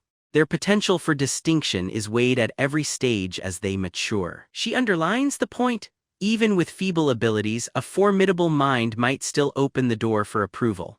Yet if willpower falls beneath one's raw skill and they fail to satisfy the baseline, civil service remains the lone path. That said, she snaps her folder shut with finality and calls upon them to accompany her outdoors. While the group lingers in anticipation, Jang, near the windowed wall, notices a figure waiting in the next room, positioned beside an object hidden beneath cloth. At once, a booming call resounds from a speaker, summoning Zio forward into the chamber. Surprised, she answers with some reluctance but then gathers her courage. As doors part, a comforting voice reassures her she'll be safe. Zio peers over her shoulder at her companions, anxiety clear on her face before pressing ahead and announcing she's prepared. Crossing the threshold, she finds herself face to face with the person by the mysterious object. Those awaiting their turn cluster near the glass, intent on not missing anything. All at once, the man flings the cover aside, unveiling a gigantic, glittering gemstone. He raises his hand to signal commencement of the evaluation. The signal light overhead changes from green to crimson, submerging the room in gloom. Yukian voices his puzzled curiosity, wondering if cutting the lights is an actual requirement. Yao Yao, scrutinizing the atmosphere, surmises that they are witnessing a test of unwavering resolve. Meanwhile, Jang is enveloped in reverie, quietly noting his increasing comfort with the night, for much of his time is now passed within Shadow's embrace. Within that shadowy perimeter, Xia Sha stands unmoving, while Yu, viewing through glass, discerns something strange. Set upon her foot, a radiant stone begins to shine. It appears she is contending with formidable force from the glowing stone, possibly designed to challenge her resolve. Then, all at once, searing brilliance floods the space, forcing everyone to shield their eyes from the onslaught. As Xiao exits the chamber, Yayo hurries toward her, her curiosity about Xiao's ordeal obvious. Yu Chai too wonders aloud if she has finished the trial. Xiao only shakes her head, confessing that the necessary strength of will eludes her. Though she has studied for years, she admits she has never succeeded at gaining this discipline.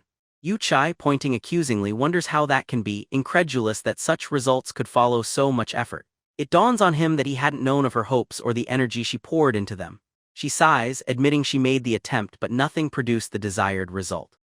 Suddenly, a voice summons Yu Chai himself to undergo the assessment. All at once, worry clouds his features. As he approaches the room's threshold, he mumbles repeatedly that being unique is not his wish and he'd rather avoid this entire ordeal.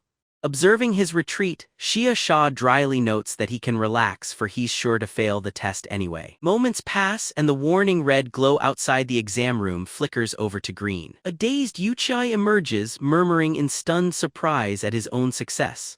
Xiao Zio, caught off guard by this entirely, reacts in open astonishment. They settle beside one another, Xiao Zio still troubled, stressing once more how much he yearned to pass, which did not come to be for him. Yukian, in contrast, had no desire whatsoever to be examined but triumphed regardless.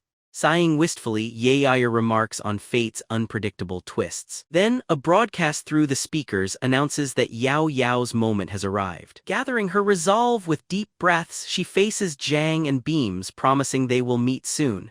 Entering the examination zone, she folds her arms in concentration. Red energy unfurls in vivid strands and the stone binding her foot kindles a radiant shine. Jiang observes intently, noticing an unfamiliar aura about her. Where her stone grows crimson, the same device had been aglow in verdant green when worn by the portly friend before. He recalls, the measure of resolve reveals itself in colored levels graduating from 1 through 6. Realization dawns with widening eyes. Crimson corresponds to the distinguished 5th rank. As the indicator above the door switches to green, it announces that her ordeal has drawn to a close. When she steps into view once more, her companion impulsively seeks assurance that the ordeal ended. She keeps her arms tucked in and gazes at the floor as she replies with a single word, yes. Jiang, still lingering close, lets out an uneasy laugh and inquires if she finds herself wrung out. Struggling to recover her strength, she only promises that clarity will come for him when he faces the challenge. In a rush, Jiang bounds over and wraps her in a good-natured hug, playfully complaining that she ought to give him a little inspiration. Her patience thinning, she grits her teeth, gives him a cold shove and urges him to leave her be. Right on cue, a new voice cuts through, inviting Jiang to step up as the next examinee. Enthusiasm lighting his steps, he waves toward her as he charges for the entrance, then disappears inside. With eyes still tracking his move, she presses her fists together, yet manages a bittersweet grin, sending her wordless wish for his good fortune. He smiles his thanks and crosses the threshold. No sooner has Jiang entered than the warning above flushes scarlet. A man, approaching, offers a slip of paper and asks for his name. Jiang confirms who he is, prompting the man to accept the paperwork and pass him a tiny vial with a blue cap. He inquires if Jiang has already awakened his gifts. Jiang replies with a silent nod. The official instructs him to drink the potion provided. Peeking over his files, the man's demeanor shifts to one of puzzlement as he double-checks whether Jiang's powers truly have come forth. Having drained the vial, Jiang responds that his abilities awakened on their own. The administrator, apparently uninterested in digging deeper, motions to a stone and a blindfold and declares that it is time to begin the trial of determination, telling Jiang to don the covering. Before long, Jiang stands solitary at the center, sense deprived by darkness, when suddenly he feels pressure as the man fixes both hands atop his shoulders. Softly, the proctor advises calm and implores Jiang to heed his innermost instincts. He instructs that now his abilities are manifest, Jiang will soon find his mind drifting apart from the mortal form. No danger awaits him in what comes next. He needs only to forge on. With those words, the guide encourages him forth, prompting a step that tumbles Jiang suddenly into a boundless chasm without end. A sapphire glow wraps around him, and in a heartbeat, he finds himself poised upon a surface reminiscent of shimmering water. He gazes at his own hands, astounded by the unfamiliar impression. His form seems freed from weight, though he's still inherently tethered to it. Testing his movement, he bounds across the watery plain in great sweeping leaps, delighting in the dreamlike sensation. From afar, a man eyes Jang with incredulity as he moves unevenly, spinning and springing. With a chuckle of surprise, he warns, "That's enough," leaping like that might interfere with the experiment. Jang regains his composure at once, bowing to the new admonition. His sights set, he dashes toward the distant, radiant stone aglow with internal light. At first the effort seems effortless, yet with each step, an odd shift becomes apparent. Gradually, he feels himself slip beneath the surface. Shock spreads across his face as he is dragged beneath, and with every forced breath his limbs grow steadily heavier. The deeper he falls, the more strange emotions assail him, liquid sorrow and despair, simmering anger. Yet, biting down on the panic, he does his best to anchor his thoughts. Clarity dawns, these feelings must be opposed. At his return to the surface, a well-known voice calls his name. Turning, Jang is taken aback to see his Uncle Lee behind him. His confusion apparent, he questions the man's presence. Lee's stern look matches his words. By nature, one cannot demand exceptionality. He is told that striving beyond his bounds will only bring suffering to himself and others. A wave of dread hits Jang as he flees, yelling his disbelief that such a person is simply an apparition. Yet no matter his direction, Lee blocks his way anew, stating, "You must accept this, you aren't equipped for what you seek." Suddenly, reflections of his uncle gather all around, lamenting that what once flourished now lies in ruin, mountains and rivers carved up by otherworldly attackers, turning the earth hazardous. Lee argues Jang could embrace quiet happiness far from this peril, demanding why he remains determined to be remarkable. They motion ahead, insisting the truly exceptional wield both might and unshakable resolve. An immense beast then appears and the night patrol, brandishing torches, dashes to confront it. An illusion of Lee gestures to the warriors, asking if Jang genuinely thinks he can join such ranks. The beast's violence rends the city, buildings collapse, stone flies, and motionless bodies streak down. Jen recoils in terror, curling in on himself as the devastation surges forth. Amid the destruction, Lee's voice edges back in. Cigarette glowing, he asserts, "This is the destiny of the remarkable," then wonders if this is truly the life Jang would choose. Refusing disguise, he claims Jang only wants the thrill of distinction, pressing that this, indeed, is reality. Swarms of Uncle's doppelgangers intone the accusation over and over. He's likened to so many who cling to visions of heroism, longing for glamour and affection, all without the grind such paths demand.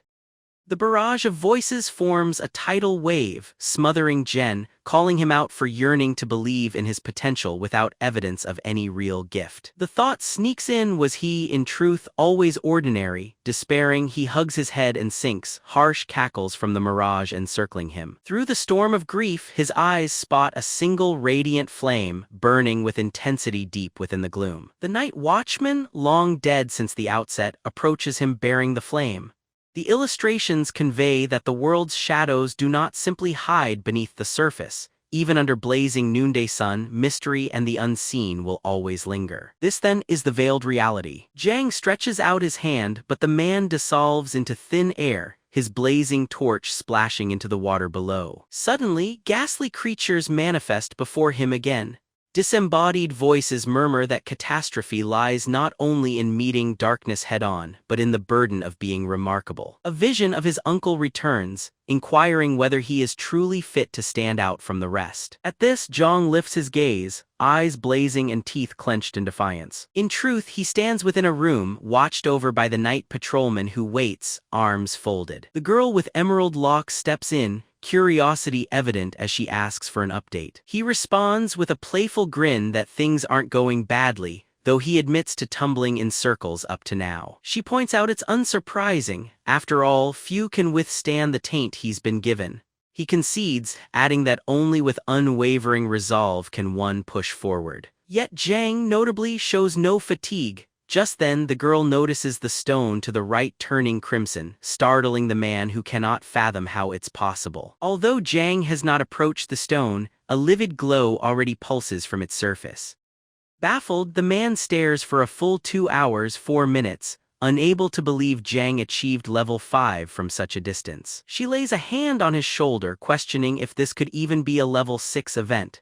He scowls, uncertain. So far, a mere 15 have ascended to such a tier. As Jung advances, the man can do nothing but observe, lost in confusion. While John draws nearer, the brilliance of the stone grows faint. He urgently asks her to examine his wristband for faults, but the girl assures him the readings are accurate. Still in disbelief, the man thinks Jang's resolve should intensify with each step toward the stone, yet the opposite seems true. John pressingly edges forward, hand stretching for the stone. Befuddled still, the man wonders aloud if this is mere trickery. None but the highest strength should display such ability. It is then that Jang touches the stone at last. Blazing yellow arcs swirl, and above them all a black maelstrom spirals open. Within Jang's mind rings a voice, cautioning him against chasing uniqueness. He is urged to pause, reflect on his own story, his companions, those dear to him. Abruptly, Yao Yao stands before him, a tender 2 hours, 5 minutish hand extended while her gentle smile glows. He clasps her hand gratefully as the voice proclaims this is his place. At last, Jang confronts the voice, warding it off. The vision splinters apart and he finds himself again inside the room. He mentions the whispers that plagued his ear, wondering if they formed part of the examination, and jokes, wishing he'd at least been presented with every girl. Within the uncanny void, he finds himself walking towards his uncle, whose composure now seems slightly faltering. Jang confesses he first felt frightened and even harbored some bitterness. Once he only wanted to wear the hero's mantle, indifferent to anything else. But in this existence, true champions are not born but shaped from regular folk who accomplish victories with grit and persistence. It is by virtue of their quiet labor that the harmony and calmness now surrounding them have become a reality. He stretches out, taking hold of the torch, and remarks that once he too enjoyed the comfort of peace. A radiant energy sweeps through the space as Jang declares that he's done with hiding in the shade of others' protection this time. Lifting the flame high, he proclaims his wish to serve as a guiding and unending light to those around him. His uncle, caught off guard, gapes as Jang declares his intent to push back the depths of darkness. The scene drifts to Lu's office as his assistant steps forward with documents, reporting that a recent ground collapse has hit the 2nd, 3rd, and 4th levels of the mall. The 5th was impacted too, though not completely. Roughly 850 individuals were present. Around 700 ended up trapped in the shadowed realm. More than 650 have already been saved, and efforts remain underway to help the rest. At the same time, 30 students readying for a self-defense arts exam will be split into several groups for initial evaluation, while concurrent purification efforts using light commence. Lu glances at the man sitting in the chair, inquiring about pollution assessment findings. The man informs him that the results have arrived and an image has been forwarded as well. According to this report, they have found shadow creatures codenamed Yu Ling, classified as level 1 pollutants. The trio of spirits exhibit nearly identical features, skeletal structures, and numerous signs of artificial alteration. Lu loses his composure when the man discloses that those man-made markings mean the spirits once were human. Startled, the assistant protests that such a thing cannot be, for changes and corruption affect each person differently, usually leading to great variety. He emphasizes how unreasonable it is for 3 alike forms to exist. Lu strikes a match for his cigarette, stepping toward the window as he muses that an influential figure has brought a novel invention into being. Peering outside, he states that those hiding within darkness won't be able to keep their secrets much longer. Suddenly, a shaft of brilliance bursts before him, halting him as bewilderment overtakes his face. Shocked, his cigarette tumbles from his lips when he recognizes the dazzling light illuminating from the exceptional testing chamber. Hastening that way, he weaves through the gathering, quietly parting the crowd with hurried apologies. He recalls that the top achievement in the test of willpower has always been represented by the orange glow. Never has the record shown anything in gold. Arriving at the examination space, he opens the door to a scene of onlookers with puzzled faces.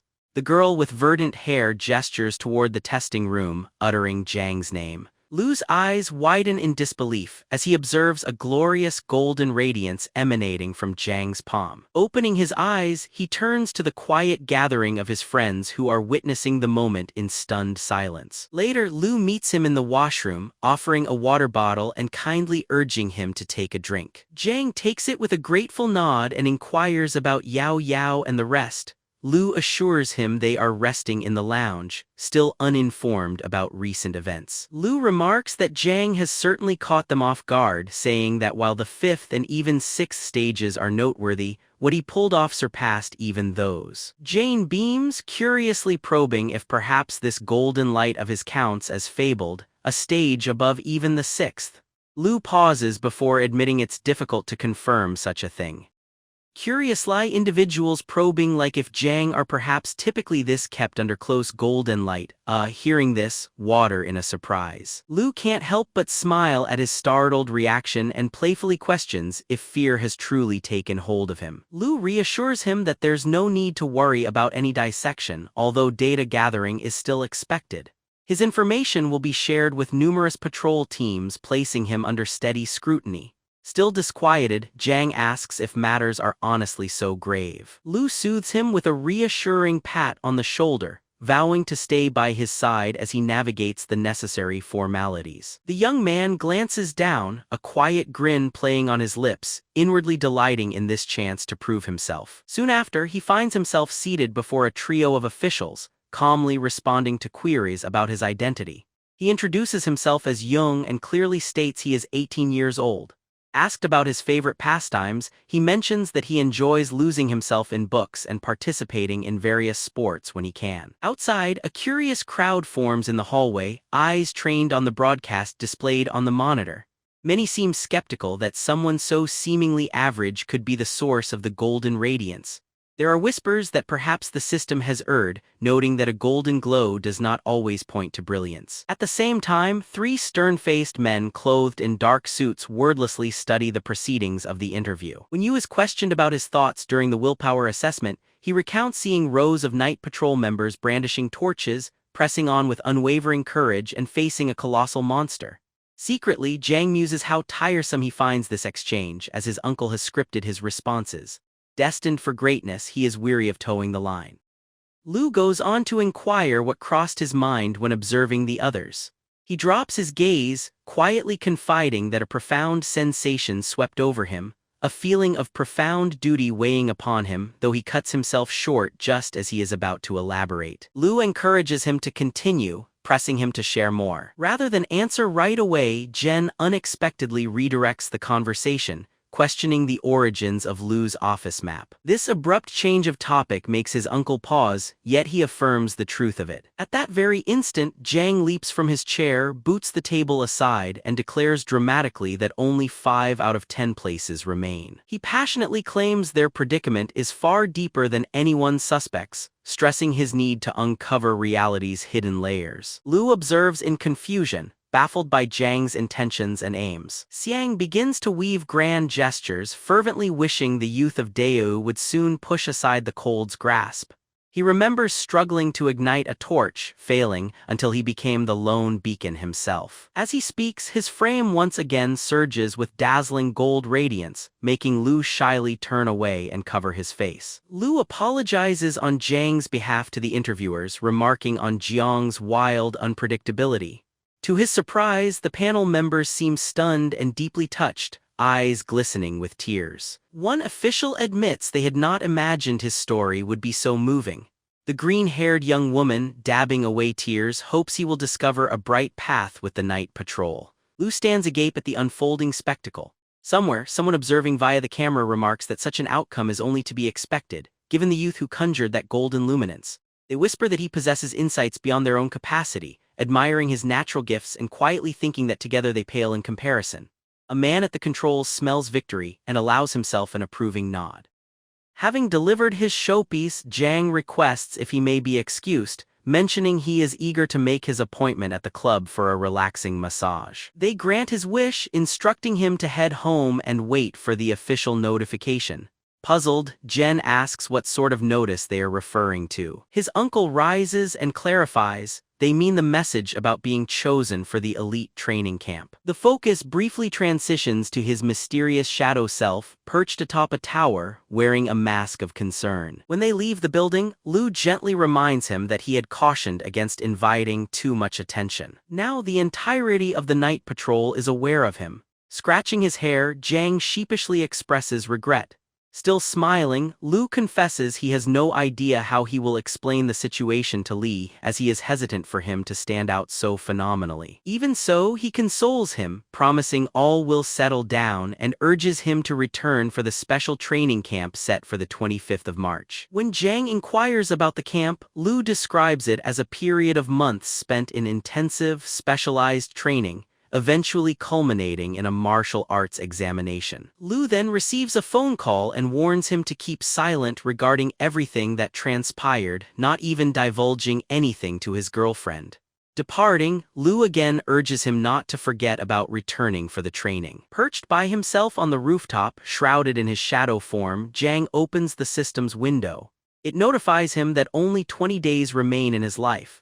Faced with the exam scheduled 2 months ahead and foreseeing it continuing for months, he realizes his time just isn't sufficient. His wisest path is to pursue and hunt relentlessly, hoping to prolong his days. While moving down the street, a sudden wariness overcomes him. He encounters a being that possesses 27% blood traits, flickering pale green and dashing rapidly in some indeterminate direction. Sensing his chance, he instantly bolts after it, melting away into the nearest shadows. The creature, acutely aware of his approach, quivers in terror. In seconds, he sets a mark, causing the thing's jaw to gape and its glow to intensify. Disregarding hesitation, he leaps forward and deploys his technique. His magical force ravages the form of the beast. The system display flickers anew, illustrating that his foe is gravely crippled, fighting to flee, yet truly has no hope. With its life fading, the hunt is logged successfully by the system. His time on Earth is lengthened by 2 more days, his battle finesse evolves, and fresh shadow points accrue. Breathing out a sigh of relief, he acknowledges his stroke of fortune. Although he's never cared for scavenging, he admits abandoning this prize would have been absurd. Out of nowhere, a voice addresses him from behind. Cautiously, he pivots to glimpse a figure obscured by the shade. A man adorned in a crimson helmet insists on knowing the whereabouts of his own beast. Anxious, Jang hurries to think of something to say while he's still absorbing the creature's shadow points. Next, the man draws a club, stepping forward with menace, and accuses him of theft. Perplexed, Jang questions his meaning. Undeterred, the man repeats the accusation. As the man nears, Jang recoils, but unexpectedly the stranger halts his advance. Suddenly, clarity flashes across the man's face. Lifting his helmet, he studies him intently. Within moments, elation erupts as the stranger recognizes the renowned online figure before him. He enthusiastically announces that he's his greatest admirer and has watched every one of his videos. Before Jang can answer, he produces his phone and insists they take a selfie together. He also proposes they divide the spoils of the recent creature at a 70-30 split. Jennings wonders aloud about the term scavenger and seeks clarification about the earlier remarks. Visibly startled, the man then swiftly starts filming, declaring to his viewers that the notable internet celeb Yu is harassing a humble scavenger, depriving him of his prize. Jen demands he cut it out and pushes for clarification, pulling the man closer and ordering an explanation.